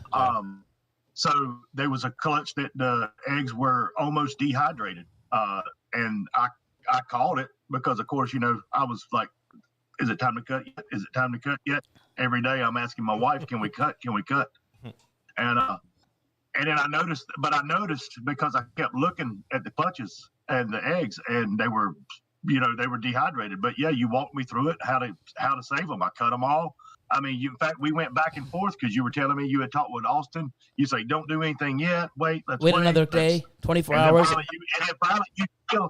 then finally you still did not say, "This is what you need to do." You said, your exact words were, "This is what I would do. This is what Austin would do," because I talked with Austin. Yeah. And then you said you have to make up your own mind on what you want to do. And that's the best part about you, is you don't sugarcoat nothing. You tell everybody the truth. And if they don't like it, they don't like it. So yeah, I mean, I cut them. You told me, I said, "Look, they're dehydrated." You said, "Put some water in it, get some more water, put some more water in it." And I saved them. I mean, if it wouldn't have been for that, they probably all would have died. Yep. So, I mean, that's the best part about the Patreon, and that's one of the best parts about it, is being able to talk to you and ask you questions, because you always answer. Yeah. I mean, maybe not right then because you're busy, but I mean, people have to understand. I mean, how many Patreon members are we up to now? Over 300. And yeah, so, that's why, like, when I knew this, I mean, I didn't know what my expectation was. I just like, wow, you know what? There's, out of all these people, it could blow up. I'm not sure, but it isn't for everybody. But those people that want, that's why I put the top tier at 20 only, because those people have my, when I see you guys call, that's my first priority. And then I have the next tier set at 50 only. So the way I look at it, the top 2 tiers, when they're totally full, I have 70 people that I have to, basically, give them what, be there for them when they need me. And that might even be a challenge, Yeah, and it will be. Yeah. I mean. But another thing too is you're not going to need me as much as you did this year, because you've already got that experience. So someone that's newer, you're going to call me with something else like, "Hey, Billy, I have people calling me and like, hey, this has happened." I'm like, wow, I've never experienced that. Or I did that like 7 years ago. Wow. Everyone's going to have a different point or a different reason to reach out for me. And that's why right now, a lot of people in the 50, I'm giving them a lot of my time as well, because I eventually want to get them doing so well and maybe move up, because eventually I'm only going to have time for the 70. And then when it comes crunch time, I mean, the top 20 get it before the 50. And then if I can, I'll go down to the 100 below. But on top of that, go ahead. Billy, one thing you might want to consider doing, and I mean, this is something that I'd be willing to do just to help out because of Patreon. I mean, and it's, free of charge. Anytime once some of us that are in the mentorship, those 20, you need to, I mean, maybe you ought to talk to some of the other guys and girls that are in there. And if, I mean, I'm willing to do this, but you could also pass my phone number on and my email and stuff on to them, to some of the 50s group, to where if they have certain questions, or like, I mean, you know what you've helped me with. If somebody calls you up with a question with that, you can say, hey, here's Ron's number, give him a call. He can help you with that. Yep. I helped him through that. I'd be willing to do that. Yep. And I mean, the way Discord is taken off, I mean, it's just like a huge reptile family. Yeah. So 100%. I mean, I couldn't see where people wouldn't be willing to do that, because I mean, we're all so like-minded, and we all have. I mean, from what I've noticed and who I've talked to on Discord and stuff, because I mean, I've done some of the other video chats on there with Tyler and with Kaylee and stuff like that. I mean, I know I'd be willing to help out anybody that contacts me. I mean, I have people that come over and buy rats from me and stuff, and they call me. I mean, I had a guy call me the other day. He's like, hey, my female she just did a pre-lay shed, but she took a rat. Is everything okay? And he sent me a picture. She's rolled over on her side. You know how they look like they're dead. Yeah, and they're building. Like, yeah. He's like, he's freaking out. He's like, what the hell do I do? I'm like, nothing. If you're worried about her, you can touch her. If she moves, you're fine. She's not dead. She's gonna play dead. She plays possum every once in a while. But I mean, you know, because that's the questions, you know, as well as I do, that's going to be some of the questions that you're going to get. People's going to send you photos like that. And those are simple things that I'm comfortable helping people with. I mean, I think the whole thing with people on Patreon, I think that eventually, you know, there's going to be so many people learning over the years. It's a big group of people that are wanting to help other people. And I think everybody in there is already doing that. It's just something that's in their nature already. Now we just sort of have a platform for all of us doing it. I mean, it's something where if I do get too busy, I can say, hey, this person's actually had more experience than me at this. Because there's some people, you know, that have more experience than me in some fields. And I can even reach out to them, or I can actually have, you know, those people, you know, and I think everybody's going to be willing to help because we're building this as like a community, you know, and I think it's great because you'll learn something. And I find that too, talking to people, I learn so much more about things that I would never have known or I haven't experienced because it never happened to me. So if I reach out to somebody and they know, I'm like, wow, you know what? I've never even heard of that before. Hey, Austin, have you seen this? No, what the hell's that? We're learning from other people by being there and being accessible, which is great. And we can utilize that now and use it for future. Mm-hmm. So, actually, it's funny too because it's not just Billy who's being there for people on the Discord. A lot of people are actually reaching out to guys like me, and then we have guys like Josh Wright and a lot of the other people that are helping us basically keep it nice and steady. Smooth. There. Yeah. And there's Callie, Tyler, Mariah. Yeah, we're very fortunate. Don with the beard. But I've had quite a few people just be like, hey, I don't want to bug Billy with this. I feel stupid. I was just wondering if I could ask you a question. And I personally don't know why people feel so iffy about it, especially because the Discord itself is a great place to ask questions like that. Like everybody's super cool about it. But I've had multiple times where I've just jumped in voice chats with people in the middle of the day. I'll be at my day job and just jump in the voice chat and talk someone through something like, and then Tom from Atypical, we have a thing, we haven't planned it yet, but I'm planning to do like a palpating lesson for people that don't have the money to go. I couldn't do that to save my life. Yeah, so because not everybody has the money to put on an ultrasound. It's a really big expense. Yep. Yeah. So it's a great skill to have, and it's what I did for my last 3 years in a row. I was gonna say, even before. Before too, yeah. And then I just got my ultrasound, thankfully, but I like to think I got really good at it. So instead of just never doing it again, forgetting how to do it, I'd rather help other people out. And I'm not a wizard at a whole bunch of things in this hobby, but it's one thing I know how to do well that I can pass on. That I can't. Have you tried palpating? I don't use palpating or ultrasound. Yeah, because Austin's the king. I just watched for bull wrapping. Yeah, ready? The bull wrapping king. Exactly. Where the bulls get wrapped. Austin, Be the Bull King. The Bull King. The Bull King, yeah. So many It bulls. works, ahead. it works out perfectly for him. Bull Anyways, King. I took the easy route. I bought an ultrasound. smart. And that's It the is. smart way to go. But for the people that can't put that kind of money down, correct. There's a time and a place to invest in certain things. Yep. Yeah. So yeah, that's a whole other I topic. probably waited a little too long, but that's okay. But let's rip through some more of these things quickly. Just look at what you were able to accomplish. I mean, you learned something you learn something that other people don't know how to do, so you can help them in another way, which is, that's a gift. Yeah, I'm definitely fortunate because especially considering most of it was self-taught. I went through all old JKR palpating videos and then just hours upon hours, and it was usually just girls that I already had a good feeling were building just based on other signs like Austin uses, and it took years. Like I did it way before I got out of the hobby, and then when I came back, that was the method I continued to use. But yeah, And you get better and better Exactly, with yeah. practice over time. You're never going to be able, do it once and go, oh, this is awesome. But then, you never know. Somebody could have that extra skill. Everyone's going to have, a different skill set. Yeah. And some people will get it, and some people might take a long time. And you just got to find out and practice. But yeah, there's so much to this hobby and everything that we do.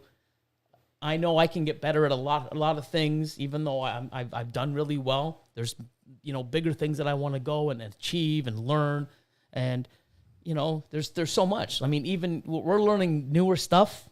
We thought we had something and it's like, oh, now we know what it is. Yeah. And, just by observing and looking and seeing what other people are doing, we work just as hard as you guys learning with other things at a higher level or a different spectrum. But we're always learning. Hey, Austin, did you see this? No, I think it's this. Yeah, look at this. Oh, my God. Yeah, you're right. Like, oh, my God, you're right. Like, did you see this? We were right, And then there's stuff that we have that we think we got something going on, and we're just waiting to prove it out. And we'll let some stuff out of the bag that we're pretty confident. And, oh, no, it's not. No, it's not. Well, guess what? Everyone's sort of coming towards like, you're right. Yeah, well, we're pretty damn confident on a few things, and, so it is what it is. People are still fighting that one. Yep. It is what it is. I don't even know what you're talking about. Anyways. It's okay. So, let's see. We'll try to get to a couple more. Okay, here's one. Black Candy Royals. In your experience, have you noticed females to produce follicles without male interaction in their seasonal time? As I know you breed all year, or do you think females begin to develop after male mating or after a male presented? No. Now, I watch for signs, and that's usually bull wrapping, the cool side. They'll be doing that for 3 months or so. Mm-hmm. After the first month, you'll usually get the female. So I believe they grow around a centimeter every 4 or 5 weeks.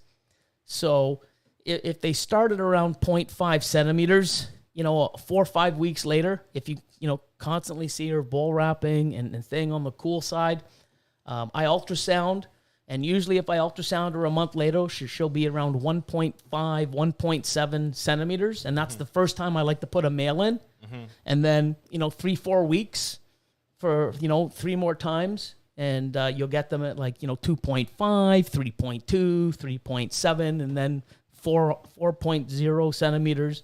They usually ovulate and go into eggs. I've done this many times. I don't drop my temps. I've put a male in. I had those, they turned out to be just het lavenders, the double het lavender clowns. I had a 2.4. So 2 males, 4 females. And every week I put a male in to the first 2, the 2 males to the first 2 females, take them out 3 days later, get them something to eat the following week, into the next 2 females, then out, and then in, and then out. So they were getting hit twice a month, and I did that for 6 months. Yep. Guess what? Nothing. No clutches. That's 17? 6 months, huh? That's 17? 17. It might have been 18. Nothing. Yeah, It was around 18. that. Yeah, 17 to 18. It was when you first started. Remember? We're doing 2 and then 2. So 2 males with 4 females. So 1 week in, 1 week out, 1 week. So I did that for about 5 or 6 months. Nothing. Damn. And then, you know, a few months later, ultrasound. Oh, look, she's building follicles. Put the male in. Bingo.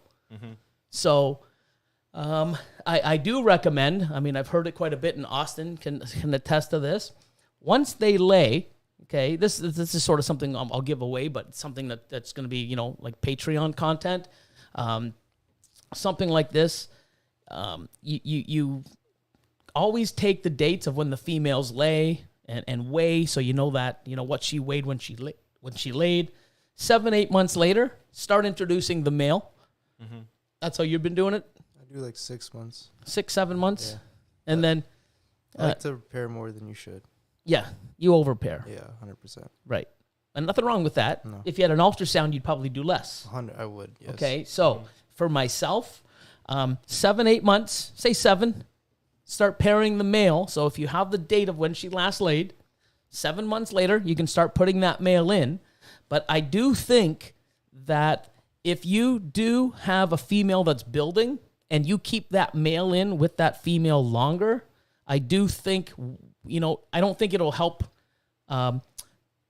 If you put a male in, I don't think it's going to make the female start building. But if she is starting to build and in that process of building follicles and you put a male in, I do think it helps at that time. I don't think, so if you had a female laid 4 months ago and you put a male in every day or, you know, for 5 months, every week, in and out, she ain't going to build follicles because her body isn't ready.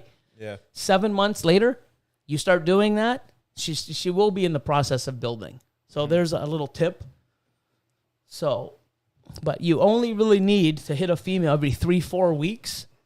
Yep. You know, so 3 locks, 4 locks in that span of while she's building, and you know, that kind of stuff. We have a lot of content coming out, so that, you know, visually we're gonna document a female's progress or a couple of them. Hopefully we can do that like later this year. Yeah. If not, it's the first thing we're doing next year with some of our bigger females. And we're going to, you know, we did that last year and we lost all the, well, we still have the footage. We just don't have the voice because the stupid mic. That was disappointing. But yeah, so to me, look for the signs, watch her start building. When they build is when I put the males in. I don't put the males in to stimulate, and I do over 200 clutches, you know. I did 220. I'm going to do probably over 250 this year. Last year, 227, you know, 126, 90. I think I did 2 years in a row. And it's because I sort of follow their development and cooling or dropping temps and putting a male in. If the female isn't ready, it's not going to magically change her body's hormones and whatever's going on in her system oh, it's cold outside and the male's here. Oh, let me just get into breeding mode. It doesn't happen that way. If anything, it's going to get your female or male sick. Stressed out, not yes. off of food faster. You know, so there's that. Now, I did not have an ultrasound for none of the 9 clutches that I just produced. None. I got the ultrasound after that. So, Billy, I can contest to what you're saying and agree with you. I did all of mine based on signs from talking to you when you were telling me cool side, bowl wrap, all of that. That's what I followed it by. And I just did mail in, seal lock, or not seal lock, pull out for 3 days, you know, feed, put back in. That I did it all visually and the same way. And I did not drop any temperatures. I keep my snake room at 82 degrees, you know, ambient temperature. And then, and I mean, so you can do it that way. I mean, and I mean, I proved that. I mean, just by listening to you. I mean, so. Yeah, and I'm so happy, man. That's amazing. Like nine clutches the very first year. Yeah. It's madness. I love it. I mean, I did not have a clue of what an ovulation looked like with a ball python. Nothing. I mean, I just based it off of everything you said. I just took notes and listened and watched video after video after video over and over and over, and just listened. Sometimes it's better to just shut up and listen. And I did. And I was a success because of it. Yeah, and I'm so happy. I mean, that's the thing. I know a lot of people that have taken advice from me and you know, over the many years I've been giving advice, and I've seen them, and just littlest things like, oh my God, I had my first clutch, or saving an animal, the twisted umbilical that I just, did you see the new video that I put up on Patreon? Actually, I used that video. I actually had to do that in the clutch number 7 that I had. I cut one, umbilical cord was wrapped. I immediately pulled up your video while I was in my snake room, watched the video, and did exactly what you did and got it undone. Yeah, simple. I mean, well, it's simple because I know, but it's not simple when you're like, oh my God, you're terrified, and you're like, oh my God, you're shaking. Like, what do I do? You take a breath. It happens, and that's the thing is I show things that happen. You're gonna have things that aren't great coming out of the incubator. You're gonna lose stuff. It happens, and you just need to sort of take a breath, watch, and sort of do what you need to do, no matter how uncomfortable you feel doing it. Just like even the popping and sexing. People are like, oh, I don't want to push too hard. But you have to. You got to find that amount of pressure. I do it all the time. And you make it look so easy because I know the pressure and I know what I'm doing out of practice. Same thing. You do that a few more times and everybody thinks like, oh, no, it's never happened to me yet. This stuff happens. It will, of course. And you got to be prepared.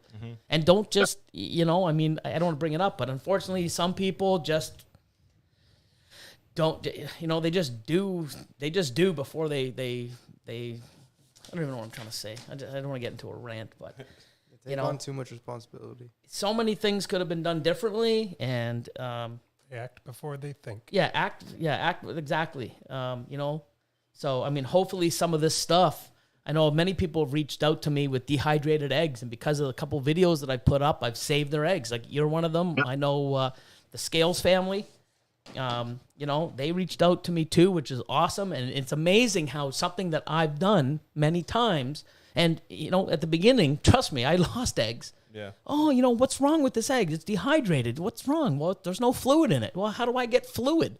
Guess what? Put some water in, see how it works. Wow, look at it does. You don't put enough in where it could drown because it can drown in its own yolk. Yeah. But you put enough, and even in the video that I did with the umbilical cord, it was one of them was really dry, and I just said put some water on it because you want the umbilical cord to slide over, not on a dry, because if you move it, it'll twist because it's dry. And I just did it and explained it, and see how easy it was. And people can use that and save eggs. Imagine that animal was a $3,000, Enchi dreamsicle. Yeah. You don't know what to do. You didn't watch my video.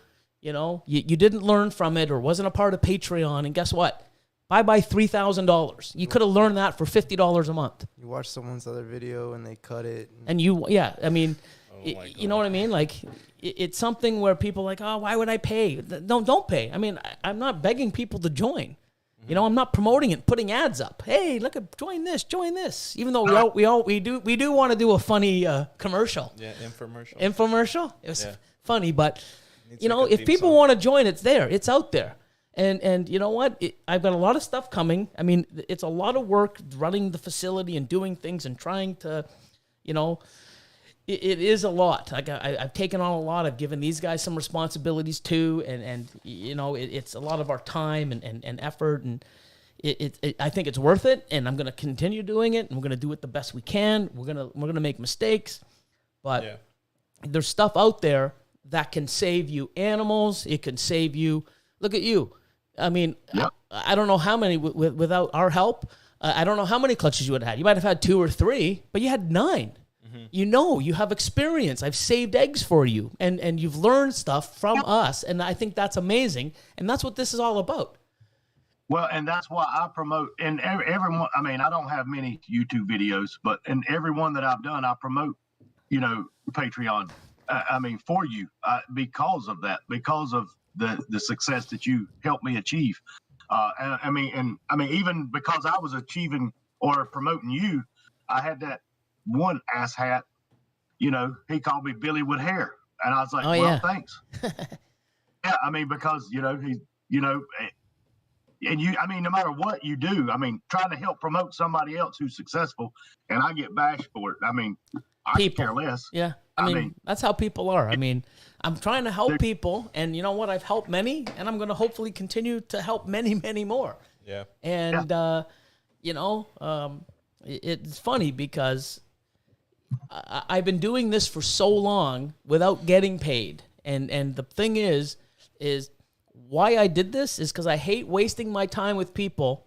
And I say waste my time is because they take it up, and they waste 20 hours a month of my time, and they're like, nah, it wasn't for me. But meanwhile, there's people out there that could have used those 20 hours that actually are still here now years later with the passion and the drive, and I couldn't give them time because I wasted it on this asshat that wasted my time and took it away from people that need it. And that's what pisses me off. So now I'm like, you know what? You want to give me money? I'll give you my time. And for that, I don't want to take your money. I'll give it back to you in discounts and other things. And that's what this whole process came about. Yeah. You know?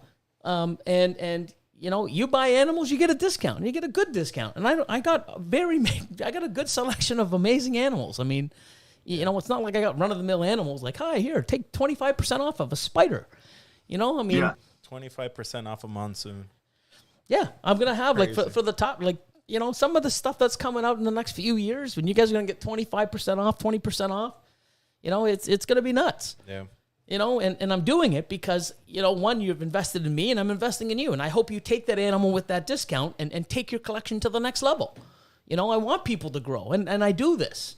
And it's not like something I've just done for the last year because I'm getting paid. I've been doing this for 5, 6, 7 years. I mean, when I first met him, God, I mean, you know what? I've always been like this. Now I put a dollar sign in front of it because I appreciate my time, and I don't want people to take it for granted where I could be giving it to the right people, and I'm giving it to the wrong people. You know what? You want to invest in me, I'll invest in you. And you know what? You can get that investment back by buying animals and learning and being a part of an amazing community. And I mean, everybody that's a part of it, I love. They're awesome. You know, I think we're doing something right here, and I'm very proud of it. And people come and they go and they drop off. COVID's affected some people's financial situations, but you got to be in that tier, what best suits you. And, you know, I mean, I love it. I'm glad I did it. I think it's great. And it's given us, like, this whole podcast is because of it. Yeah. You know, the new videos, everyone's, oh, cool. You know what? You know what? That there, show them, Elion. See that? Point to it. See this? That's a brand new $4,000 laptop. Brand new. You know what? When did you get that? I think 2 weeks ago. Right. Why did you get it? I don't know, because I'm a cool guy. You're a cool guy. Who bought it for you? Oh, you. No, yeah. Patreon. Oh, Patreon. Okay, so. This guy, you. Okay, so there. You know what I mean? You know where it went to? It went to this. And then what else did we do? We got Final Cut Pro. $400 for Final Cut Pro. Yeah. Cool. So $4,400. Actually, a little bit more. $4,500. Bam. Guess what? Oh, your intros are better. Wow, I love the new designs. Oh, freaking cool new stuff. He's learning it. Wait till you see the videos another 6 months. $4,500. But you Why? can edit a lot more. Right. So now we're making what we have better. All these new things. We got a new light. I mean, everything that's going in here is because of Patreon. I mean, we still don't have a jet though, but. Oh my God. So the thing is I'm putting it in. You know what we got? We got the new Austin cam coming, you know, probably in the next couple weeks. Yeah. You know, we're getting another exact same camcorder that we have right now. So we have an Austin cam. It's something that's given to him. So now his videos that he's going to start using, instead of the camera that he's using now, he's using that. It's going in so that we can give you better stuff, you know? So it's like, wow. I mean, like all these people, oh, you know, you're doing this for money. Who does anything for free? Yeah. But if you look at it with that wrong mindset, oh, why is he doing it? Oh, like shit! Look what he's giving away back. Wow! If I spend money on animals that I need to grow my collection and go in the right direction and, you know, do something with this, I can get Patreon pretty much for free and be a part of a cool community and learn and not fuck up so many times. Because I'll tell you, I fucked up so many times because nobody was there for me. Yeah. You know how I learned how to put water in the eggs? Because I probably lost 30 before I found out that a little bit of water works, because I think I put too much in one day and drowned them. And I've learned by the hard way. You guys don't have to. So, you know, it's so easy for me to, do this, and look at how I untangle this, and look how I do this. It's you know, make it look so easy because I've had to do it so many times, and I found out the right way. Now you guys don't have to. So. And Billy, you are right. I did the math on the snakes that I've bought from you that I've got coming. Pretty much the last one I got from you was free with the discounts on the other, and it paid for Patreon. Pretty much. For the entire time that I've been on Patreon, it's paid for it at the highest tier. Yep. So, I mean, it is. I mean, you do. I mean, you break even. Well, I would hope you do. Yeah. Yeah. You can actually take advantage of me if you wanted to. I just hope you don't. I mean, you know, be nice to me. Yeah, you know? I mean, you actually come out ahead because if you figure in the shirts that you've sent me, the hoodies, the stickers, Damn, you got a and hoodie? stuff like that. Yeah. Those things are so quick. My wife took the hoodie. Yeah. And another thing, too, people are always asking. Right now with COVID, I'm getting everything that's set up online. So everything's going to be, sent out. I got a whole new design of a bunch of different shirts coming out. You can go pick the color, the size. It'll be automatically shipped. I'm doing something special for Patreon where it's only people on Patreon can get access to the design on the shirts. So we're almost doing that. The problem is the company that I used, I've been using Entropy for years. The quality's shitty. The customer service sucks. I'm not happy. There's a few people here in Canada that's been using them, and it's not just me, it's many people. I don't want to have a shittier quality product and me stressing out when to get it and not having, having them 3-4 months, or sorry, 2. It was 2 months. I ordered stuff 2 months later. They finally got it right, and it wasn't even right. It was the best. I needed it. Yeah. So I got no discount off of it. I just don't want to use them anymore. And because of COVID now, a lot of these places aren't having the people in to make the stuff. So I am behind on that, and that's just because of COVID. Once I'm hearing August is a better month, so this month should be better where they're starting to bring people in. They're opening up more stuff, and then hopefully I can start, getting that stuff fulfilled and up and running. So it is in the process. It's just COVID is behind the scenes and a lot of stuff that's sort of affecting a lot of things as well. So that stuff is coming. You gonna go do your thing? Okay, so let's move on. We're gonna have let's see. Water. Yeah, get some more water. Putting Austin to work. Any questions right now before we get into this? You have a quick question? See if there's anything kicking around here. Actually, while I'm looking for a question or two here, what were those 2 animals that you gave away on the Patreon last month? Because anybody public that isn't part of it wouldn't know about that. Oh. Just as a little advertisement to what Billy's doing here. Mm-hmm. Okay, so the $10 and $25 tier, what did we give away? That was a yellow belly pied male. Yep. And then for the 50% hat live too. No, I thought they were both, weren't they? I thought they were both 50% hat lives. I know the other one was. Oh. It might be. You know My what? mistake, then. I'd have to look. I know it's a yellow belly pied. It could be 50%. I'd have to double check, but I know the female that was raffled off for the 50 and up, the 50, 100, and 250. Mm-hmm. That was a black pastel pied 50% het lab. Mm-hmm. And I think she's 600 grams, 700 grams. She was big. She wasn't a tiny animal. So 2019, 600-700 gram female. And shout out to just one more exotics that won that. Yep. He's in the chat with us right now. Oh, wicked. Yeah. Nice. Sick. Are you seeing anything on your end, Elion? No. Okay, There's no so questions. Wait, now we'll get into some achievements. So they're gonna, I think you'll still see us, Ron. So I got this little thing. I get to press some buttons and some things come up. So we're gonna do some achievements of I guess the week or first one here. Let's go here. This guy, ready? Boom. Atypical. Oh, nice. Yeah, first clutch Wow. cutting ever. That's and I was crazy. able to pop on to the live that they had for a little bit, Oh, which lucky was I great. missed it. Oh, you missed it? I didn't get, no. Oh, yeah, I was able to get on quickly. I was on for maybe Same reason I couldn't come in on Saturday. I Yeah. was stuck, yeah. So yeah, man, congratulations to Tom and the family. Yeah. It's so awesome. Must have been exciting. Yeah, Especially man. 10 eggs. Considering they potentially hit 4 of the triple gene, which is crazy. Yep.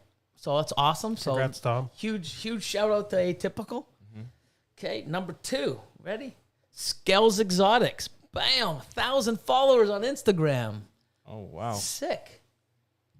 Look at the glow. Look at that, eh? Oh my God, Yeah. is that the Brian Gundy that's in the chat here? Oh my God, Brian Gundy. There's Awesome. man. I love him. I think you need like those DJ horns.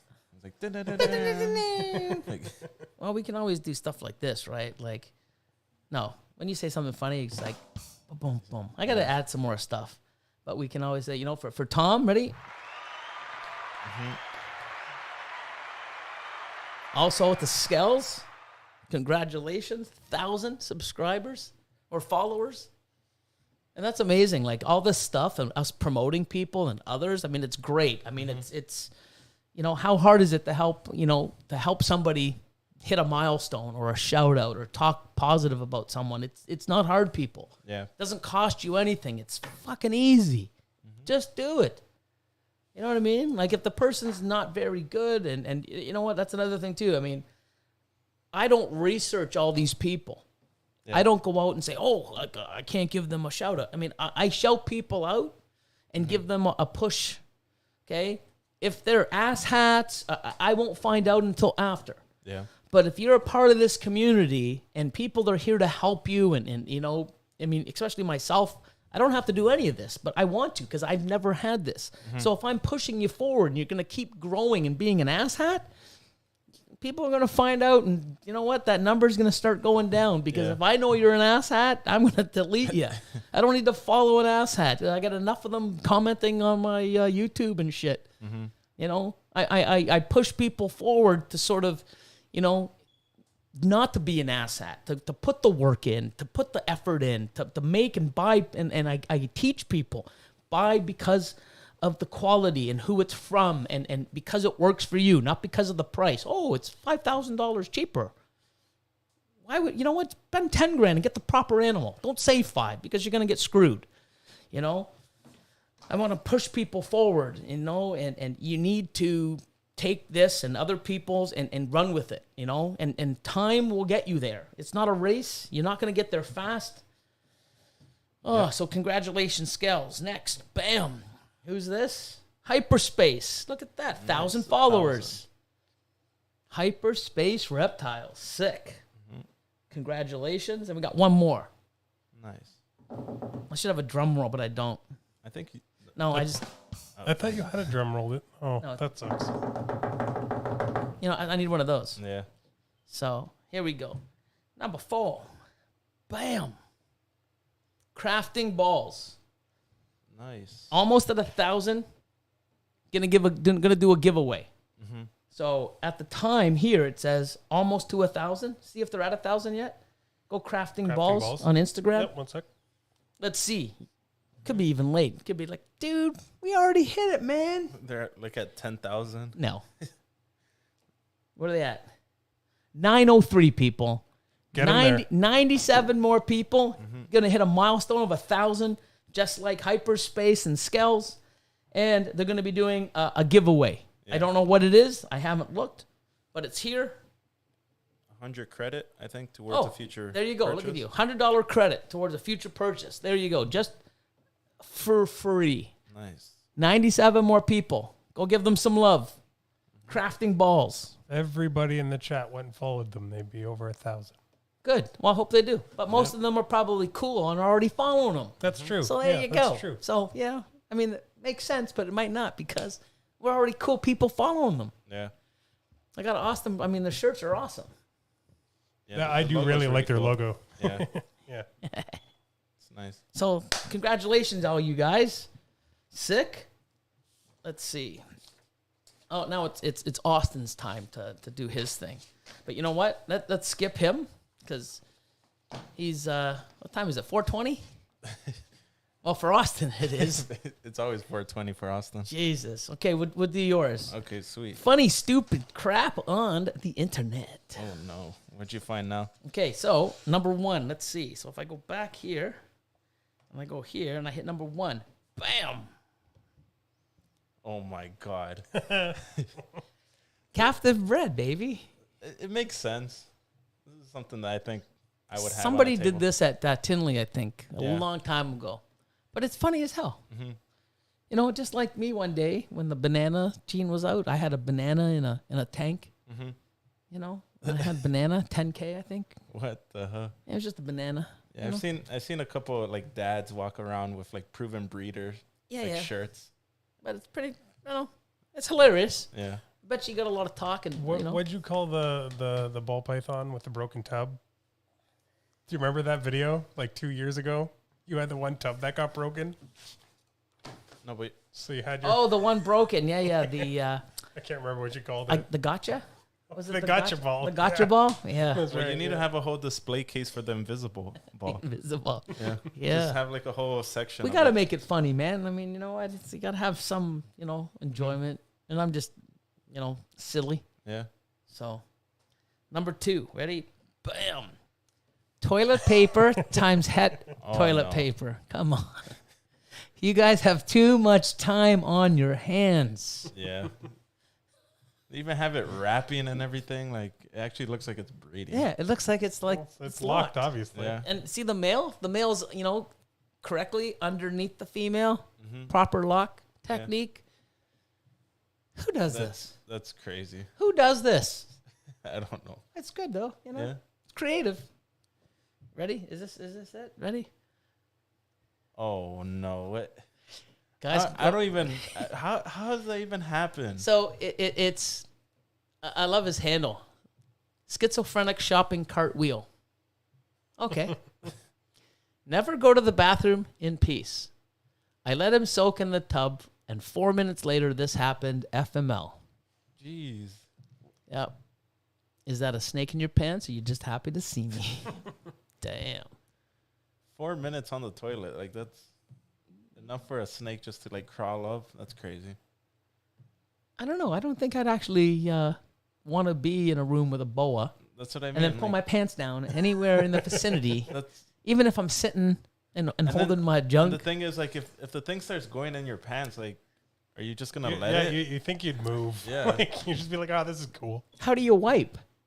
I don't Like, know. how do you wipe in the it's weird. I don't know. I have no idea. It's not a situation I'd be in. Yeah. That's crazy. People of the internet. Definitely crazy. Okay, so let's see. Ready? Bam. This is Oh, something no. you do. Like you do this for BB and all them. Yeah, I do this for fun. Like, They that see seems me like rolling. the kind of rap I would get They on a card too. hatin'. Just like Reptile. Look at that. That's Alexis all done up with snake skinned Yeah. wrap.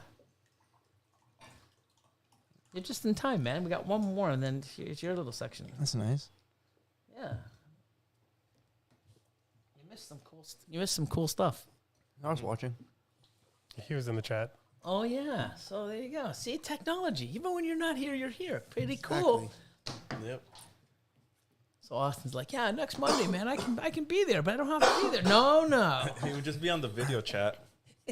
There he is. You still there, Ron? I'm here. Okay, good. We got one more. Actually, can you see these? Yeah, everyone on the thing should. But because can you see them? I can see them, but they're a little blurry. Oh, because you're looking through here. Yeah. Yeah, because I'm okay. looking through there. Yeah. I'm going to have it set up where you can actually be here and actually have it. I got somebody coming to configure this a little better so we can all be here and see it. And it's in the works. Just next one. Boom. What? A cat snake? Yeah. People are just, It Wow. looks like a oh, ferret to what's me. wrong with people? Yeah. I Like, don't even know. Can you not Google it? like how do you put an ad up like that? The thing is, they probably were like freaking out when they saw it. Like, it doesn't make sense. A found assuming pet, some sort of cat snake.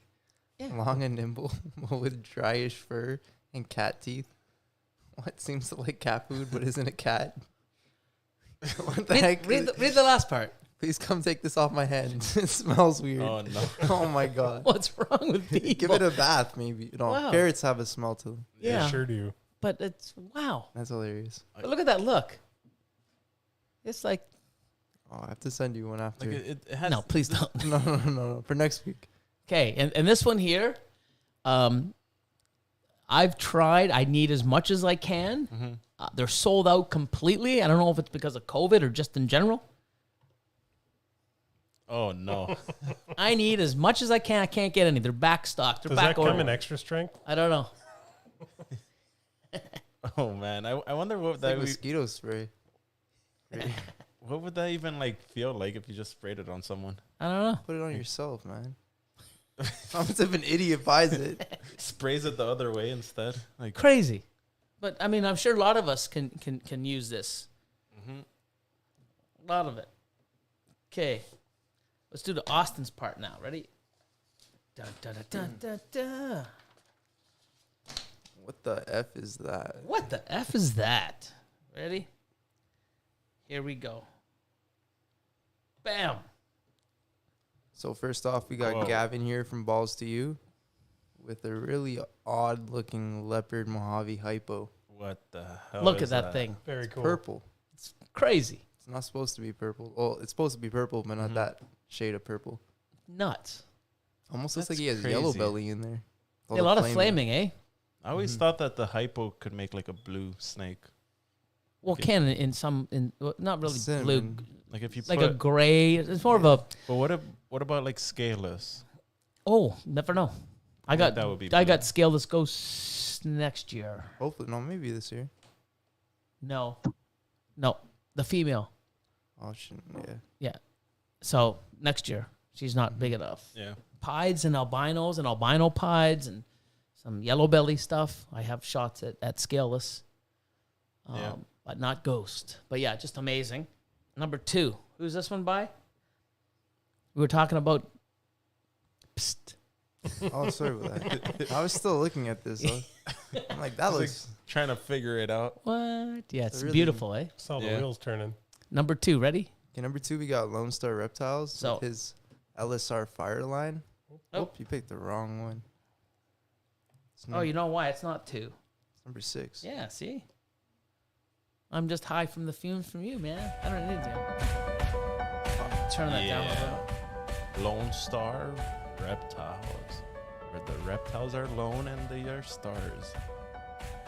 So, LSR Fire, man. Oh, they're bright. Hi guys, it's Earl with Lone Star Reptiles. Today we have a visitor. Awesome girl. Earl and Marita. I knows her as the Deadly Tarantula Girl. Yeah, she has like some crazy tarantulas. That's the crazy tarantula girl. Hi guys, so Marita called me. We're going to just skip a little bit forward just to show you some of the goods. Yeah. Hold on. Somebody's asking if they can turn up Austin's mic. Yep. Sorry, I'm coughing kind of. I don't want to cough into the mic. Show his head. Look at this. Alright, so you got an awesome head stamp with the LSR Fire.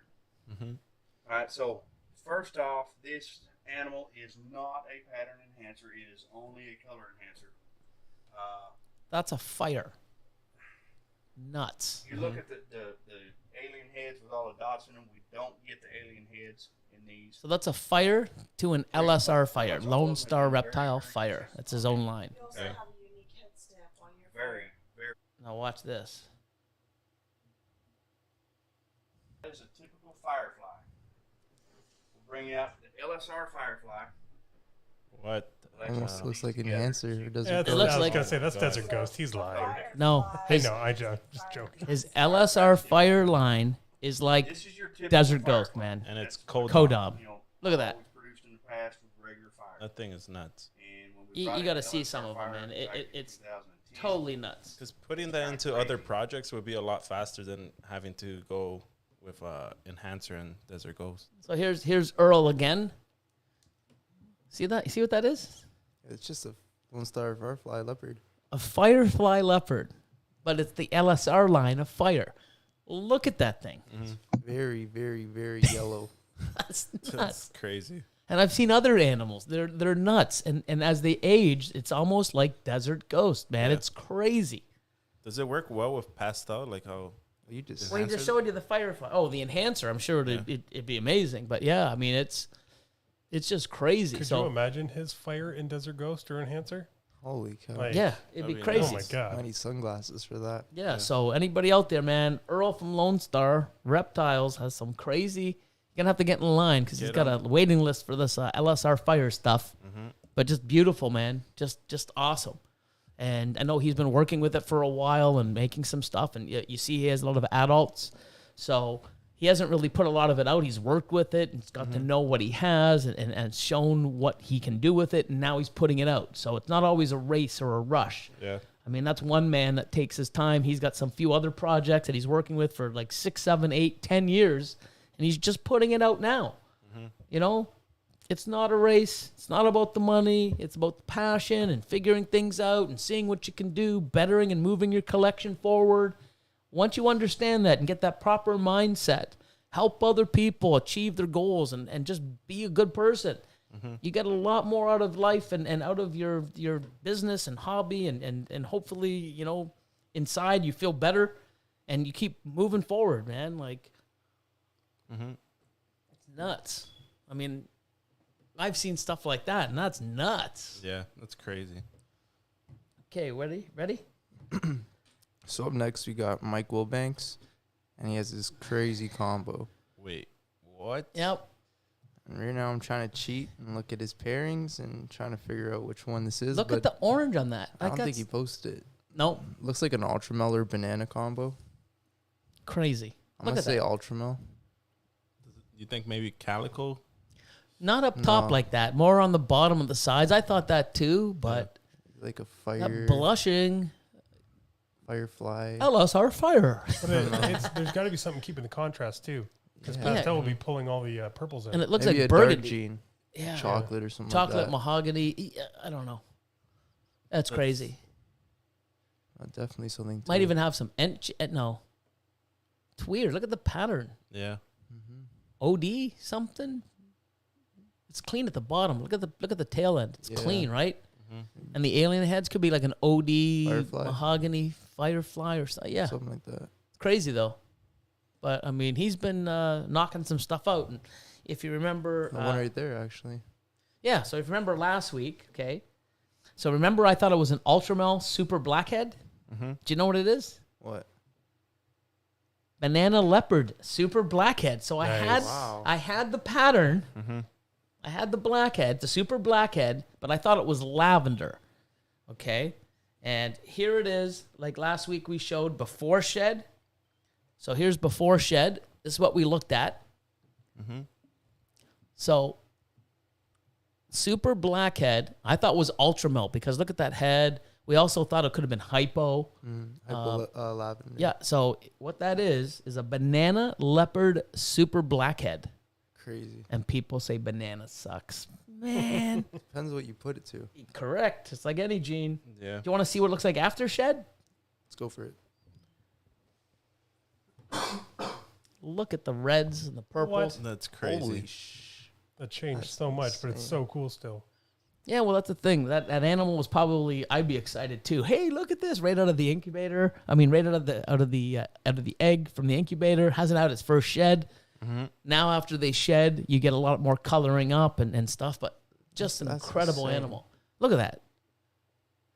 Just beautiful. Yeah. Mike Wilbanks, man, killing it. Knocking some stuff out of the park this year. Okay, ready?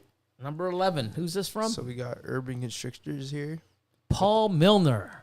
With My man. So next up is what Holy I've done. sh- The thing, craziness. just What the fuck is a that? ridiculous snake, just absolutely ludicrous. So I believe genetically this is a pastel banana, and it is 100% out for clown. It's got the paradox of a pastel. It's got the paradox of a banana clown. Sorry, pastel banana. Get my words out. It's also got a paradox of straight banana. Cat. Crazy. Maybe that. No, that's pastel banana. Isn't that nuts? It's Very so interesting. crazy. Probably one of the coolest looking ball pythons I've ever seen. So sick. The way it's spread out. It's just, I love the color tones too. Yeah. And then this guy needs no introduction. Who's this guy? Aussie Boyds. Who? Who's that? I don't know that guy. Never heard of this guy. Anyways, he's number 12. Ready? Look at this. Another one. Every week. Bam. Holy shoot. Oh my It's a god. double super pied, man. Yeah. Super Orange Dream, Super Entry, Fire Pied. That's crazy. And then look at the ones underneath. They're all crazy. Oh, there's two pictures. It's 2 different snakes, it says. Yep. Yeah, they're crazy. That one's a Super Orange Dream, Entry, Fire Leopard Pied. Look at this. Ready? Come on, man. Holy cow. Like, if that doesn't inspire your ass to move your stuff forward and keep pushing, I don't know what will, man. Look at the head on I'm that surprised you got the leopard in there without having the blacks inside the saddles. With Crazy. the Orange Dream. That's insane. That's sick. Super Entry must be playing a big role there. Yeah. It's awesome. Look at that. Nuts. I think it's crazy. Nuts. And then here's one you don't see. This is Martin Ender. He's out in Europe. What number is he? It's number 13 here. Bam. Look at that What? thing. Wow. Look at that. You never even seen this, have you? No, I haven't. So What's a savannah? Savannah is a cinnamon Mojave. Oh. Nice. So cinnamon Mojave, Fire Ghost. fire, ghost. And look at below. This looks like a cinnamon fire ghost. Yeah, it is. Yeah. Such simple combos, but so crazy. Yep. Mhm. So you add the Mojave. Look what it does. Just nuts. It's almost blue. That's what I'm saying. I think It's almost like the super red stripe cinnamon Mojave. Yeah, the one you hatched. the one we hatched. Yeah. Fire. Just a Similar. little more blue. I think the ghost or the hypos they're gonna make blue snakes. They're I think so if you- underrated, man. I love. think That's if why I you got so take much away- hypo. If you take away like the scales, I think it's gonna be blue. That'd be crazy. Okay, ready? Next, Next, we got veterans. Veterans Vertebrates. That's 14, and it's a big shout out because they're a Patreon member. Bam! Look at this.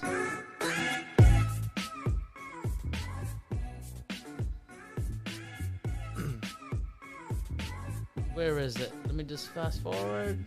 Bam, bam, bam, bam. They name it COVID.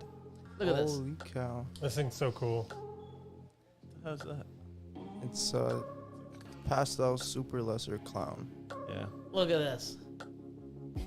That's a neat. The black light. Isn't that cool? That's a strong black I was gonna light. say he must have got a really good blacklight for this. It has a lot of lumens for sure. Yeah, we gotta get one of those. One Yeah. of those. I got a half decent Look at one that. and it's nowhere near. Oh man. Crazy. Way to go, veterans! Bam! Look at that. A lot of people are scared to do the super lessers and butter Mojave clowns. Check that out. Look at that, man. As soon as you put them with something with a lot of pattern, you can Definitely tell. throw the blacklight on it, no problem. Kyle and Amanda Younger. Cool video. Wicked. Awesome. Super Well done. awesome, man. Sick. Yeah. Killed it.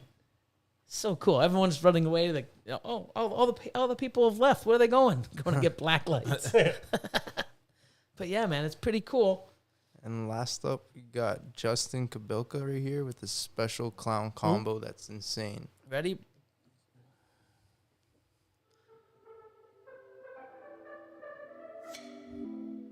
Trance music, just nuts. Puts you in the buying snake mood.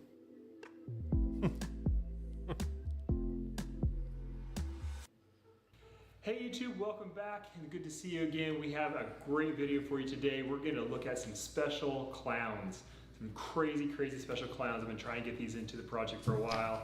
We hit it, we're real excited. And maybe as a bonus, we'll have a chance to actually cut a couple clutches. I don't typically do that on camera, but we got some cool ones and we get to learn about some odds. So let's dive in. Okay, so we have a clutch that I'm really excited about showing you guys. So this is from the Clown Project, but specifically from the Special Clown Project. Now the Special is a gene that's part of the Blue-Eyed Lucy complex, so the Mojave and the And left. just fast forward right to here. As we get to the really cool ones. But check that out, just a standard spot nose look. People ask me a lot about the spot nose clown, or spot noses in general. Let me just move forward. you guys can always go and watch this. That the special adds on this brightness that you're seeing, because yellow bellies typically are more of a dark brown color. It's got a nice bright color to it. That's the effect that we're looking to add into the clown. It's nice you have so much So now special we're labeling. combining them together here. This is a fire special spot nose clown.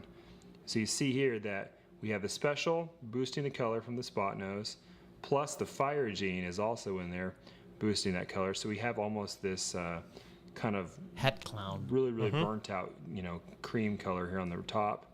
Still have that Him just patterning all the amazing things. I'll show snake, this and one. that head Nuts. is one of the absolute coolest What's that one? non-clown heads you could possibly It's a imagine. fire spot nose, yellow belly. It's wicked. Almost looks like it's Am I missing one? like a leaf or something coming Special? out that's Oh, burning special. or something. Head It's clown. really There neat. you go. And then So we have 3 visual clowns in the clutch, and the first one is a Odie special? yellow belly clown. wow.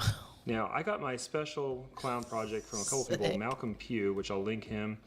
He's a really awesome, he's got an awesome band. Malcolm. I'll link him in the description. And the other guy is Tony Gator with over in the UK. Thanks, guys, for this project. It's super cool, and we're really excited to add it in here. So this is a special yellow belly clown. You see we have the flames, we have the edging still on the clown, but the special adds all this really awesome. Next. We're looking forward to bringing this Hold on. Where's the big one? Here we go. Ready? Boom. So the difficulty, this thing is just insane. Nuts. The difficulty with these will be IDing them, okay? So we had, the pairing was Orange Dream, Yellow Belly, Fire Spot Nose, Clown. So beautiful, bright clown to a special het clown. And so we see how beautiful these are, see how Thank bright God they I'm are, in the but knowing if project. all the genes stacked to make this, or if maybe it's missing Orange Dream and has fire, or it has fire, or maybe it has Orange Dream and not fire. But we definitely see the effect of the special. We definitely see the effect of the yellow belly, the spot nose, and it is just neon colored. Extremely happy with this That's result. crazy. And we didn't expect necessarily, it's hard to go into these with a really idea of what it looked like. We just knew that we were stacking all the stuff that would not have negative interaction. They'd all have a net positive interaction with each other. We knew that if we get them all to land on the same We'll have on the side, one side all the it'd be an patterns incredible effect disconnected like from the this. dorsal. It's crazy. Ozzy and JKR, man, always knocking it out That of the one was a park, man. girl, and then we have one more in the clutch. This is the boy. Check it out. And in my mind, this one is actually even prettier. Again, I think the gene makeup on this one is slightly different, but knowing exactly what they are without breeding it will be tough. But look how much more blown up the sides are on this one More bright compared to the too. last one here, which still wants to bite me. Look Probably at the orange difference dream in and fire sides. together. The difference in Amazing. color is slight, but it's there. Oh, that's So not we're slight either at all. looking at That's you know, drastically variation with different. exactly the same combo, Crazy. or a slightly different combo with a really amazing effect. Sick. That's crazy. You're back, Ron. Well, hello. Surprised he wasn't sleeping. Just sick. Just sickness. It's amazing what people are doing, and they're so hard to choose. There's so many out there every week. One day you're gonna be up there, my man. Time. Yep. It only takes time. It That's is, all man. It is. But no, it's awesome, man. Yeah, that It's- special stuff is crazy. Yep. Yeah, it's unbelievable. And the thing is, you have it in monsoon, and Pied, clown. I got triple hats, double hats. can you Also imagine have- that monsoon? Don't forget, I have the pastel orange dream special triple hats. I got a male that should breed next year. I got a breeder special clown male. Just send me your mail, and we'll split a clutch. Are you not learning anything I'm teaching you? Oh, boy. So, I want to keep it to 3 hours. This is actually the first. I'm going to skip a spot, and I'm coming back. So right now, I want to do this. Ready? It's time for shoutouts of the week. And here, we mentioned them earlier. And if I go to, let me see. Oh, of course, I didn't put them in here. Oh, my Lord. Did I not? I screwed up. No shout-outs this No, week. there's a shout-out. Hold on. Ready? Give me a second. I got to do this old school because I screwed up. How did I screw up? Oh, no, I didn't screw up. I put it on another thing. Did I? Look at that. Here of the week. I separated it. So here we go. Ready? Boom. Custom strings, 92. Nice. So if you notice here, which is pretty cool, there's me and Austin holding up the Maple Leafs and the Toronto Raptors. Awesome stuff. Let's see. But he does all types of like String art. string art, man. Like, you ever had the smokes poutine? Poutineery? Look at that. That's all done with string. That's crazy. What's really cool, look at that guy skateboarding. He does all custom stuff. Mm-hmm. Look at this world map. That's 4 by 8 feet Yeah. on a stained board. It's amazing. I love mine. And guess what? This weekend coming, we get our 3 cartoons. Oh, dope. We're going to put them on the wall. This should be coming this week. Yeah, I'm super excited. So this is Brady. He does all types of stuff, like really cool stuff, all custom. This is the guy who's going to be doing the art for the 2 winners on Wednesday's raffle. Nice. Yeah, so Get your logo done. you can get your logo. Yeah, so basically we're going to do 2 prizes, the 10 and 25 and then the 50 and up. And you call him up. He's got, I think it takes him about 3-4 weeks depending on your piece. And yeah, I mean, here's one here, just a little different, done in string, even the leaves. And then you just put, I mean, it's pretty cool. I mean, he can do pretty much whatever. Yeah. And yeah, so he's the artist of the week or the shout out of the week. And he's also going to be the guy that's going to be doing the 2 winners, whatever they want. That must be hard. I mean, it's Time-consuming. I couldn't do it. I It's mean, like some logos that reptile look at this people one. have it's just crazy. like, look at this leaf one here. Like, it's crazy. Yeah. You know? What about that skull? Is that skull also done? Yeah, that's all string. What? Holy Look at that. What? Okay, That's all if he string. could do that, then I could see him doing like someone else's like logo, Yeah. because like that takes a lot of detail. So just amazing. And the thing is 2 custom pieces, for each tier, for each group. So it'd be 2 prizes raffled Wednesday, 2 p.m. Eastern time. yeah. And everybody that's a member as of, 11:59 tonight gets entered in. We entered into the raffle, and you just call them up and get it done. Someone commented, string art me like one of your French Canadian girls. Oh no. A Titanic reference. Oh wow. Oh no. No. So yeah, huge shout out to Brady. They're gonna win. Just watch. Custom Strings 92 on Instagram. Awesome stuff, man. Mm-hmm. Can't wait for us to get the cartoon. So he's basically, because I love his work, he did the MC. He did the sports teams. Yep. I'm going to get him to do a Packers one. Yeah, Packers, baby. But, yeah, the ones that are coming in hopefully this weekend is the cartoon of the sticker of us in the white shirt. So the 3 of us Yeah. be up on the wall there. Nice. Yeah. Cool. Lion's going to have a lot of string for that hair, dude. Well, I mean, in the picture, it doesn't show that much hair. We're going to have to get some extra ones and just hang it I over. don't know how I don't know. I don't know how he's gonna pull it off, but can't wait to see it. Okay, and let's see. Sure, he's still there? He's still there. You're the man, Ron. Okay, we're going to get the one more thing before we say our goodbyes. And this is sort of a, oh, my God, I didn't know. Wait, we're getting a jet? No. Oh, shit. Oh, Putting them on the spot. Ready? So this is something, how we talked about, things happening, like as far as for yourself, you had like dehydrated egg. And I already then, know what this is. and of course you do. I know what it is. Yeah. Because you're reading it. Yeah, I read it. I know what it is. I know what it is. He's over there like, I didn't read it yet. yeah, I know, but you probably know. Things like Untangled, but, I like promoting stuff that's positive, but I'm real. I let people know it isn't easy to do what we do. Shit happens. Everything isn't, like I say, rainbows and unicorns and beautiful flowers, and, there's some bad shit that happens in the hobby, and sometimes it's Mother Nature, sometimes it's carelessness, sometimes it's shit that happens. Equipment breaks down. I know that it got a really stupid hot spell here, and I didn't get the AC up in the facility on time, and then next week. I forgot, put it off. Everything was great. The warmest week of ever, like record heat temps, and sure enough, I was like, oh my god, my incubators went a little higher than I thought, and cooling them down, and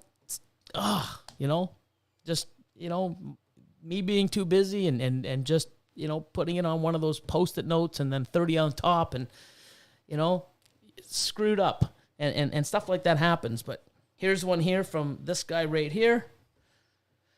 Bam. Hey guys, and as you can probably tell from the title of this video, I do the same. So, sorry, man. Too far back. No, I wanted the. Oh god. Jesus, hold on. Right there's probably a good spot. So, I wanted to see you showing off all that here. Here we go. I'm gonna do this. That's what I meant to do, not fast forward it. Hey, there's a good look for you. Hey, man. Okay, so let's hit play. My eyes are low. Take a look down here. You'll see the tragedy that happened. I lost most of my best clutch ever. This was my best odds. Well, not best odds. The best clutch I've had. The most anticipated clutch. This was it. It's not an easy video to make. No, definitely not. not. To show you, things could happen, especially when it comes to breeding. Thanks for that. I can't even talk. I just want to crawl up into a ball and stay in bed for a year.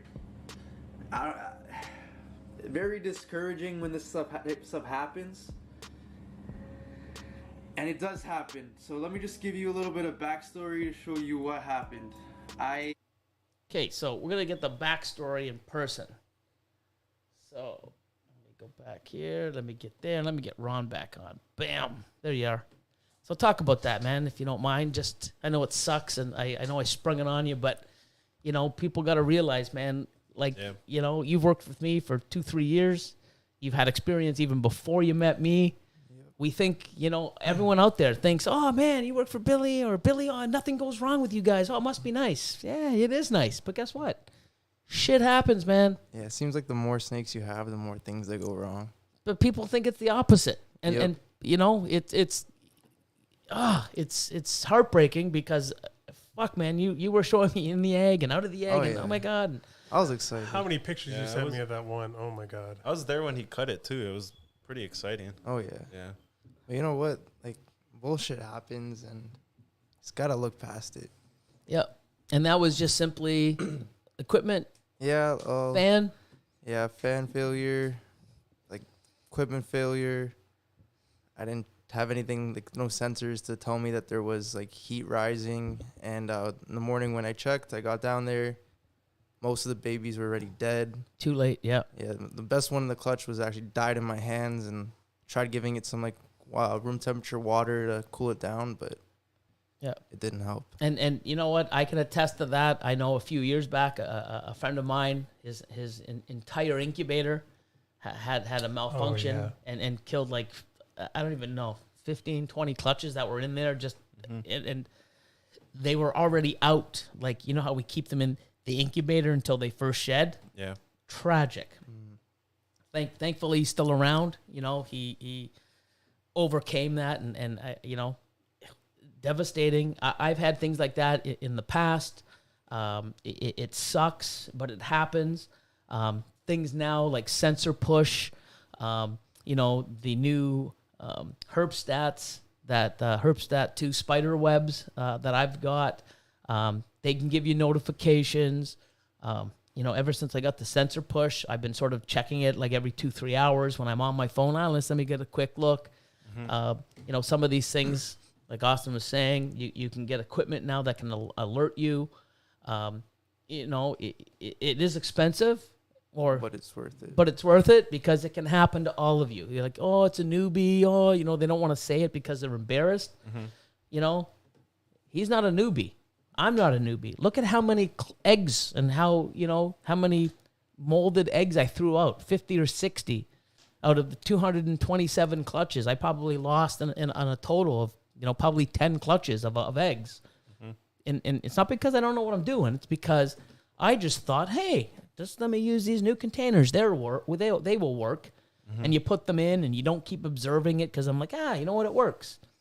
And then, you go 2-3 weeks later, it's like, what's going on? And you start looking and I'm like, oh my God, it's too late. Yeah. And it sucks because I know, he loves his clowns. That's why he worked for me. He works with us. Yeah. But he was so excited and it happens. And it's not because you always know everything. It could be the littlest thing. Stuff happens. Electronic equipment does not always work. We've walked around sometimes. We turn the lights out, and I'm like, let me just go run to the back. And all of a sudden, it's like, what the hell? One of my thermostats, it's blank. It's just blue. There's no numbers, and we check. Oh, my God. Yeah. Austin's come around one day, and he called me. He's like, hey, Billy, man, fuck, something's going on. I'm like, what? He's like, dude, you're I don't know what it is, but you're I was cleaning, and I noticed every single one of your females are all stuck at the front. And, I mean, not ball wrapping, stuck to the front. So I took the, smart, took the heat gun. It's 104. What the fuck? How? What does the thermostat say? Oh, it says perfect, like 92, 94. Like, what the hell?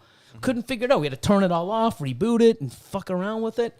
Wow. But if he didn't see that, a couple days go by, we'd know it because we'd smell it. Cooked snakes. Yeah. So it's you got to check it. Like, we've always said this. We should have a monthly thing where we go and just reset and recalibrate everything, but we don't. You know what? When we will? When it's too effing late. And we got to start doing stuff for these animals, and we rely too much on this equipment, and it's fine, but shit happens. It's an electronic thing. Nothing is better than us overseeing it and just doing a temp check. Little thing like that. Even me, there's still, for that week, I had some really high spikes in my incubator. And I might be cutting clutches on I might be having a shitty story like this as well when I'm cutting them live on YouTube. Oh, guess what? Oh, shit, these are all deformed. You know why? Or cooked because I wasn't prepared. I effed up. Yeah. And no one to blame but me, But we really got to, invest in equipment and stuff. And it does happen, not just to newbies. I'm sure, I'm just... Hey, I've been doing this for 18 years. I still make mistakes. You know what? I'm probably not going to make any more. I mean, I try not to, and I try to get the best. But you know what? I just admit it. I'm human. Other people make it seem like nothing fucking happens or goes wrong in this fucking industry. And you know what? I'm getting sick of it because it gives you a false hope, and it puts you people down. Why am I doing this? Why? Oh, and you feel so bad for yourself. But it happens to all of us. Okay? It's not like when you get big, you know everything and everything's just magically perfect. It's not, okay? So, you will have, unfortunately, a lot of things that go bad and it sucks. But, your passion and your drive and learning and learning from your mistakes should push you forward. Mm-hmm. And this isn't something I could have told Austin. Hey, man, fans break. I got one right now that we use just to push the cold air around. I have many, but one of them, it's burning out every day, but it's still going, but, so sort of spring that on your brother. Also cool. But it's something I feel like, we should talk about. We're always open with what we do. 100%. And it sucks. And, could it have been prevented? Maybe, but probably not. You can overkill everything, have every sensor push in the world and every device and everything, and shit can still happen. Oh, yeah. Yeah.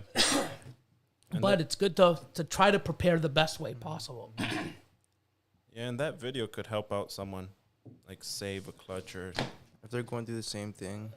That's why we do it. Yeah, if somebody actually, had that, even if it wasn't, from something else. Because most breeders hide that because it's like, who wants Yeah, to it's show negative. It's fake- negativity, but it's not negativity. It's reality. I mean, if that That's one how egg, people learn. yeah, it's how people learn. Learn from my mistake. Don't do the same thing. How'd those last 3 end up though?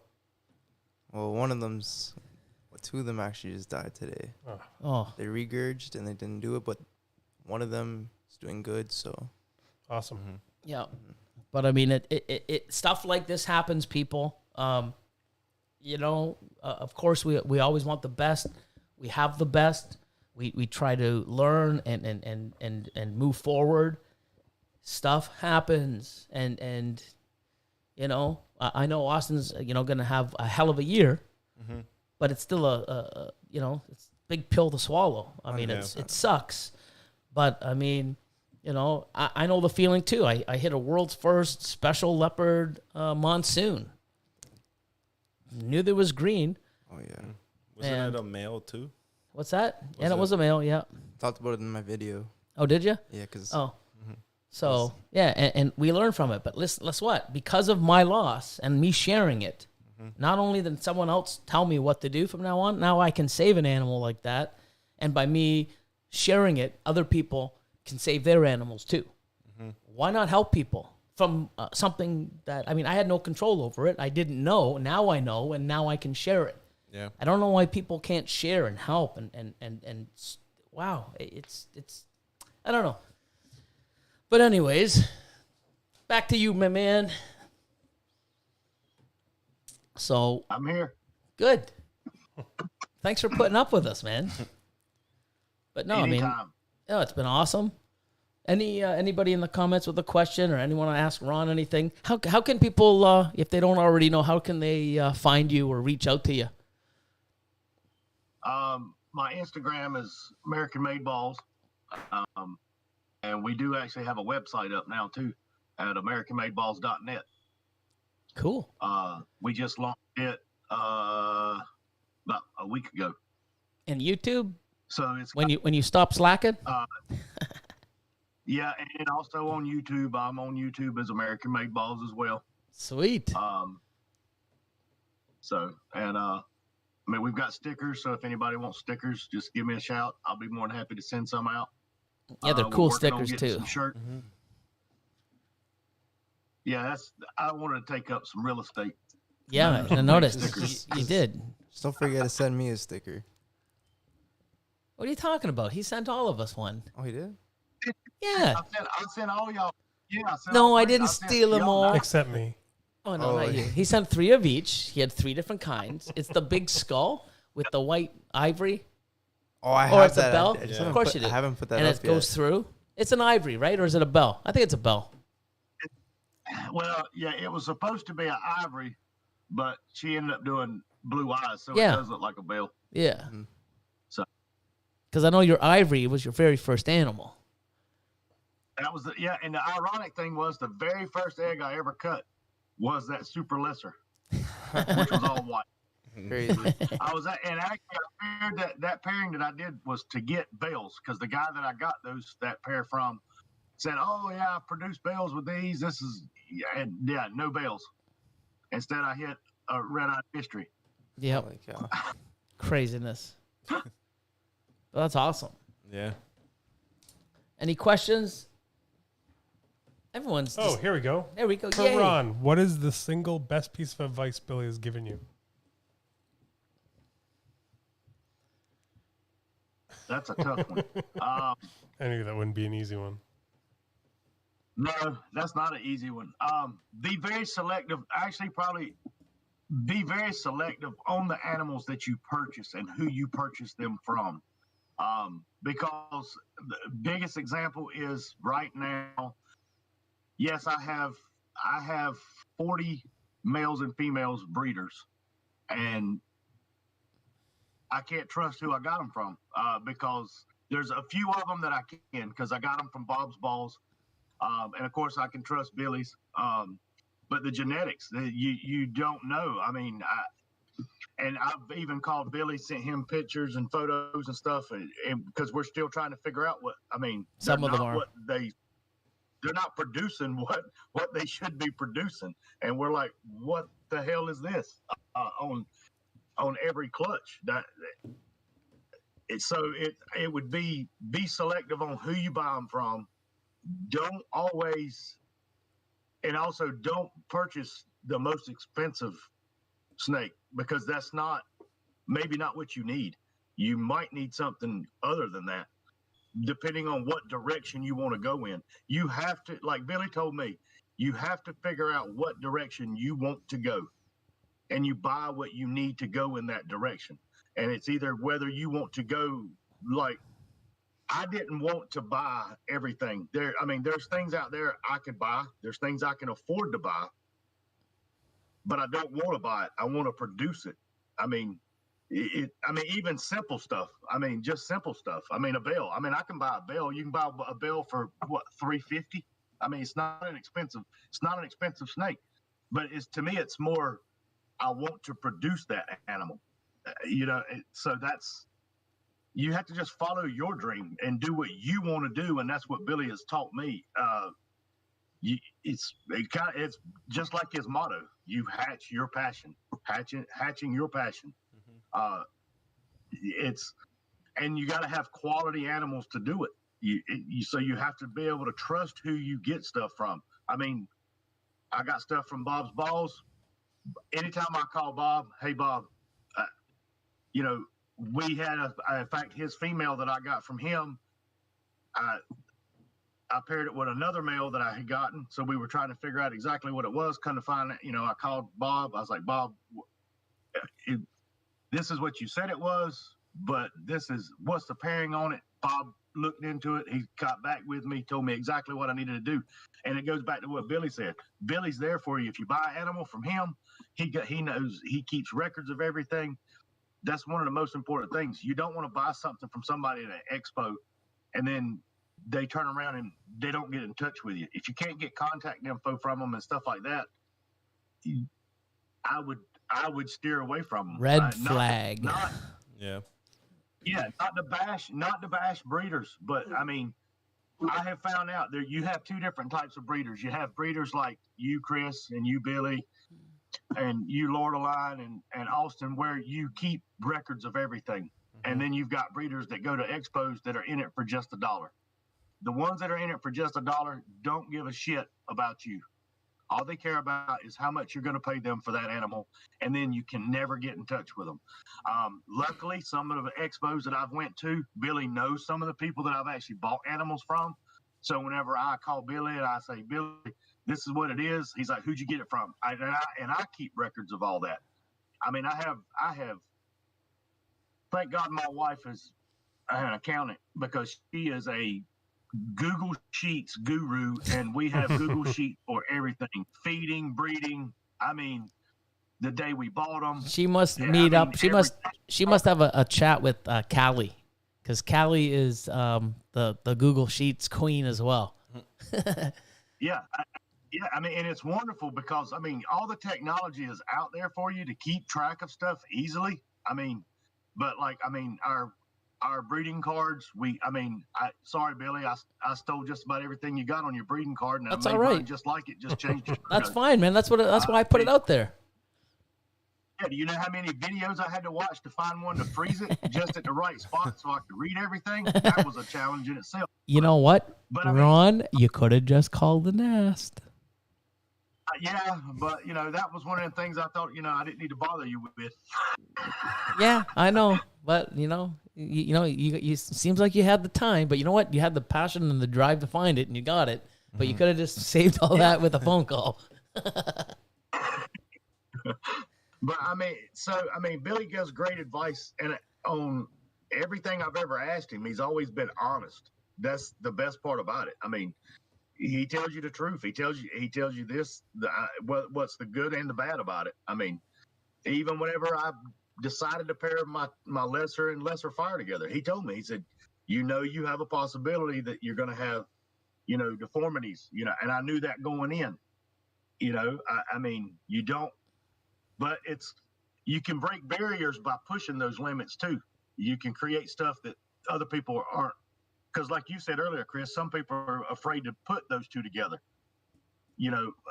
Some of those genes together, like the butter and the lesser, and because of what might happen.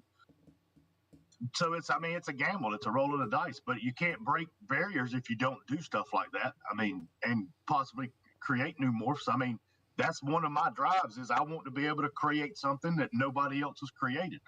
So I'm going to take some of those risks. I'm not going to push it too far. I'm not going to be putting spider to spider. And because that's going to be a bad combination, but there are some combinations that aren't, that bad to try. So, I tried it. And look at what I created. Yeah. Like Super Cinis. I've had pretty good luck with Super Cinis this year. Last year I didn't do too well with the Panda Pieds, but this year I got one more shot, Panda Pied with a different male. So hopefully, we can hit Panda Pied labs. Last year they were a disaster. It looks like we hit 3 of them. Disaster. Gonna try it one more time, and if not, I'm done trying to chase it. I've done it 2 to 3 years. That's good for me. But yeah, there's some people that do Super Cine and Tragic and Super Black Pastel, Tragic, and I'm sure you can push it a little, but then it's totally up to you. If you want to keep trying to push something it's just not inevitable. You're just wasting your time. You can only kick a dead horse so many times. It's never going to get up. So, but just keep doing what you got to do. I'm glad I'm glad I can and have been a big influence towards you and your success so far, which is great. I think that's amazing. And, I can't wait for you to come up and help feed and clean again. Can't wait either. Yeah. But actually, you know what, Chris? I think about it. The one piece of advice that I think Billy gave to me that means the most of anything, and actually this should go for anybody in this industry. You don't do this for money. That would be the best one. Billy told me that. You don't do this for money. Because if you're doing it for money, you're doing it for the wrong reason. Mm-hmm. Yeah, and on that, there's nothing wrong with making money. Okay? There's nothing wrong with making money at it. But if that's your sole purpose, you got to have a passion for this, imagine you're doing this for money and you just had what happened to Austin. You'd be, oh, fuck, blah, blah, blah. Like, wow, Austin's going to take this and go, okay, you know what? How do I get better equipment? How do I stop this from failing and moving on? And now he just shared it and letting people know and saving other people and maybe, oh shit, maybe I should go get a sensor push. And you know what? Maybe, we're pushing everyone to the right direction. But if you're doing this just for money, wow, man, Austin was like devastated, not because he lost money, but because he lost animals that he was, it was one of the biggest clutches that stuff that he wanted to produce. He's got to try it another year. And the best part about it was he videoed it. You could tell in the video he was distraught about it. He was upset about it. Yeah. If Austin did this just for money, his reaction in the video would have been completely different. 100%. And he wouldn't have videoed it most likely. Mm-hmm. He just wouldn't have. He wouldn't have wanted nobody to know it. What the heck does that? Oh, he just don't flip that. Jeez. Give Harston a heart attack. Wow. Are you awake? But yeah. Lord of Lion always touching things like, thank God we're on this side of the table, Chris? Yeah, no kidding. Oh, no, man, I'm glad that, being a part of this and our talks and our friendship and everything that I've been able to sort of pass on to you and give you advice and guidance to, you've took it into consideration and used some of it but to see you be so successful in your first, 13, 14 months, 9 clutches down, not bad, man. Not bad. And even your attitude, like holding your stuff back. You're not in a rush to sell it. You have a goal already for 25 clutches. You had a goal for 10. You didn't get it. But you know what? You hit 9. you got 25 for next year. I hope you hit it and more. You know, you're setting goals and you're setting sort of like a standard of what you want and where you're heading towards. You're running out of space, or you're looking for a facility. I mean, I didn't know this, but you're already doing your own your rat production. So it's awesome how you're taking this and you're getting into every single step and growing and you know, how to take it to the next level and move forward. And that's what you got to do. Yeah, hashtag beat Billy. Yeah, and the thing is, you know what I mean? Down the road, man, I mean, if someone does, you know, surpass me down the road and with my help, I mean, I'm not going to be sour. I mean, it's going to be, holy fuck, man, like, that's amazing. You know, if I can help someone even drive their passion or not make as many mistakes or guide them to the right sort of investment or when to make the investment or help in anything, even as a, you know, as a crutch, like a support, you know, something's going on, you need to reach out. I mean, I'll try to help you in any which way I can. And you know, to have somebody, you know, in years to come, you know, have what I have and be able to manage it and keep it and still have the love and grow. I mean, that's probably the best thing I could ever get. Like, you know, when a pupil, what's that phrase, you know? Surpasses the teacher or whatever. I mean, you know, I don't have myself as a teacher. I want to put out what I know, my experience, help people do the things that I've done and it doesn't work, or it does work, but just a lot longer than you want it. I mean, I'm trying to, with all the experience I have, and I've been in this industry for quite a while. I've made a lot of mistakes and I've learned and you know, there's a lot of things that everyone here at this table can add. You know, I mean, without editing, you know, this guy here, I mean, he brings that in. He's helping towards, you know, even giving Austin some tips and, you know, people on Patreon now, you know, him, you know, it's just him, Chris. This guy. You know, I mean, he can do something that I can. I mean, I tried palpating years ago and I'm like, I can't do this. Like, what the hell? Oh, well, you don't have an ultrasound. You got to learn. What's an ultrasound? Oh, yeah. Well, you can get one of those. I went out and bought one. Well, I remember you last year telling me, you're like, I've never met somebody that can palpate successfully. Yeah. That's what you told me. And then what was I? I think I was like 12 for 12 last year. And then up till this year. Yeah, a couple eggs off. I was 2 eggs off on one clutch, but I've been bang on. But yeah, I mean, it's something where, you know, well, because now there's videos you learned. Yeah. But when I bought mine was 2010. So 2007, 8, 9, I've tried to learn how. Everyone that, you know, were supposed to be good at it, I'd go, hey, well, I got an ultrasound. Oh, this one here. I remember because I have a portable one. I remember going over to people's houses when they were selling breeders. It's like, do you mind if I bring my ultrasound? Sure. So yeah, this one doesn't have any eggs. I'd be like, oh yeah, this one's got eggs. Yeah, you're great at palpating, eh? Well, this one's full of eggs. Thank you. I'll take that one. And no, this one doesn't have any follicles. No. Ooh, this one has follicles. She's starting to build. I'll take this one. And it was fun back then, but yeah. You know, 10 years ago, I mean, there's a lot of stuff that you can learn, videos that you watch, and I don't know how much experience that person had, you know, 10 years ago compared to, you know, the number of years and the amount of animals that you've been practicing on. It takes practice, right? And you know, learning and trying to move and perfect your craft. But besides that, what time are we at? 10:20. Quarter after. So we're you know, just over 3 hours. Not that bad, but yeah, it's a little warm in here. Even though I got the fans. When I went out for a smoke, I came back in here. It was real toasty in here. Yeah, so I should have been moving that. That's what it is. But anyways, Ron, it was a pleasure having you, my man.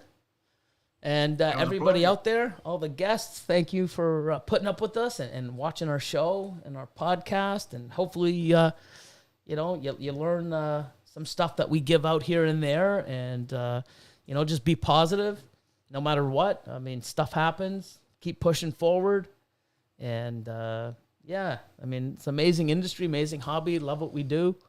And, you know, there's amazing people like we've seen hitting milestones and making incredible stuff to push us forward. You know, there's a lot of people out there that inspire me. You know, there's a lot of people out there you can watch that make you say, you know what, I don't want to be like that guy. That guy's no good. Like, you know, all this stuff's out there, you know. And, you know, do what you got to do. Don't listen to what other people say. Figure it out for yourself. Do what you like. Do what your animals, you know, find out what they like, and yeah, we'll wrap it up there. You want to say something? Yeah, you do. Say something, man. I wasn't gonna say anything. No, I said, do you want to say something? Not like, oh, you want to say something? It wasn't like a beef, No, dude. no, no, Oh my God. It's like, I didn't mean like that. I mean like, no, I just moved to like. no, say something. Like, say goodbye say to everybody. something. Like, you know, King Austin in the house. Say something. Say, like, you know, give him some. No, I'm Oh, There you go. there we I'm go. joking, I'm There we go. Everybody on. have a good night. Hold on a second. Say that again. Say something. Something. No, no, no. Hold on, I know what you're gonna do. hold on. Dun, dun, dun, dun. Oh, that one. Need the trumpet. Womp womp. There you go. That's what I thought he was gonna do. Yeah. Yeah. So, you any closing words? Yeah, we're doing these podcasts every Monday at 7 Trying to get- p.m. So be sure you hit that like button. Oh yeah. You know what it is too. We were trying to get a jet. Oh, that too. Oh, even That's your what I jet. thought. That's where I thought you were going with this. Well, I mean, we need the likes so we could afford the jet. But if they just super chat us Oh my enough God. times, These guys in their jet. Yeah, send it'd be some pretty funds. cool. Huh? It'd be pretty cool to have. Did It would he be get? pretty cool. Did he get you the lunch you promised last week? I mean, there's McDonald's, Oh, no? yeah, Yeah. There you go. You didn't get McDonald's today? No. Oh no, wait. He didn't Wow. buy us McDonald's. How about you, Chris? Nothing really. It was just real cool to talk to Ron. Him and I haven't really had much of a chance to chat apart from the whole sticker conversation. So it was real cool to get a chance to actually talk to him and sort of see the face behind the Instagram there. So Yeah, next time he comes up, you know, we'll make it so that you know, come up for a few days. I'm not and then sick. That way, yeah, that's the plan. Yeah, that's the plan. I want to come up, spend 2-3 days there, Yeah. help you clean. Well, it's not that. I mean, you know, there's You'll a whole help- bunch of you'll stuff. help Go me ahead. clean. Yeah, well, I wanted to have you on tonight with Mike from Magnitude Morphs, but he's going to be on probably later in the month. Wanted to have both of you. So, Okay. yeah, but, you know, You got Mike- that VIP treatment. yeah, so we'll have Mike on later on. Got to get Mike. He's another one of my main men. He's an awesome guy, and he's starting out. This is his first year doing everything right, and I gave him a lot of guidance. So, you know, I want to see, you know, where he is a year from now, you know, and that's the thing is, like, I don't want to sit there and have people fail. I want to see how they do, and I want to see, you know, he's just getting in. I have a lot of his animals here, which I get to ship out hopefully in the next, 3 weeks to a month. But, you know, same thing. I've been given a lot of guidance, and he did a lot of, he educated himself a lot before he started purchasing, and he just didn't say, hey, I want to get into this. He actually knew what he was doing prior to even reaching out to me, Yeah. and which is awesome. And that's a lot of thing too. People, do your research, don't just jump into something. There's a lot of stuff to learn. You can spend money, but if you spend money in the right stuff with the direction and a goal in mind, it's so much easier to work and get where you want faster. So that's it. Thanks, everybody. Any more questions? Last one? No, nothing? Nothing. Oh, boring crowd. Boring crowd. Most of them have been dropping out since we said we were wrapping it up like 5 minutes ago. That's all right. Yeah. But anyways, you guys are awesome. Thanks for putting up with us. See you next Monday. And we got I'll put it up tonight. I got a Patreon video. It's probably going to go up tonight. Nice. If I upload it. If not, it'll be first thing tomorrow. It's the 4 clutches we put away today. If it's not tonight, it'll be first thing in the morning. And then 7 a.m. Eastern time, we got a big video for YouTube. It's going to be pretty biggest cool. one. It's not the biggest one. It's going to be this the guy's- monsoon. He's Yeah, clickbaiting stop you guys right clickbaiting me now. already. Come on. Oh my god, this one's insane. Oh, But there is a clickbaiters. monsoon in there. No, there isn't. You guys are You're not supposed to tell them. stop clickbaiting. I don't know. It's going to be in the title. If you miss it, you might as well Craziest just clowns. unsubscribe. Yeah, Jesus, guys, come on now. Anyways, Ron, you have a great night. A pleasure talking with you. Thanks for coming on. And Anytime. yeah, man. And we will talk soon. Later, everybody. All right. We'll put on the outro, and that's it. Boom. My channel. My channel. My content. Literally 1%. Like 1% of your channel. My content. Still here? Yeah, that's why I brought my charger. Ron's still there. Yep. So I'm gonna my channel. My content. Done. I can close this off.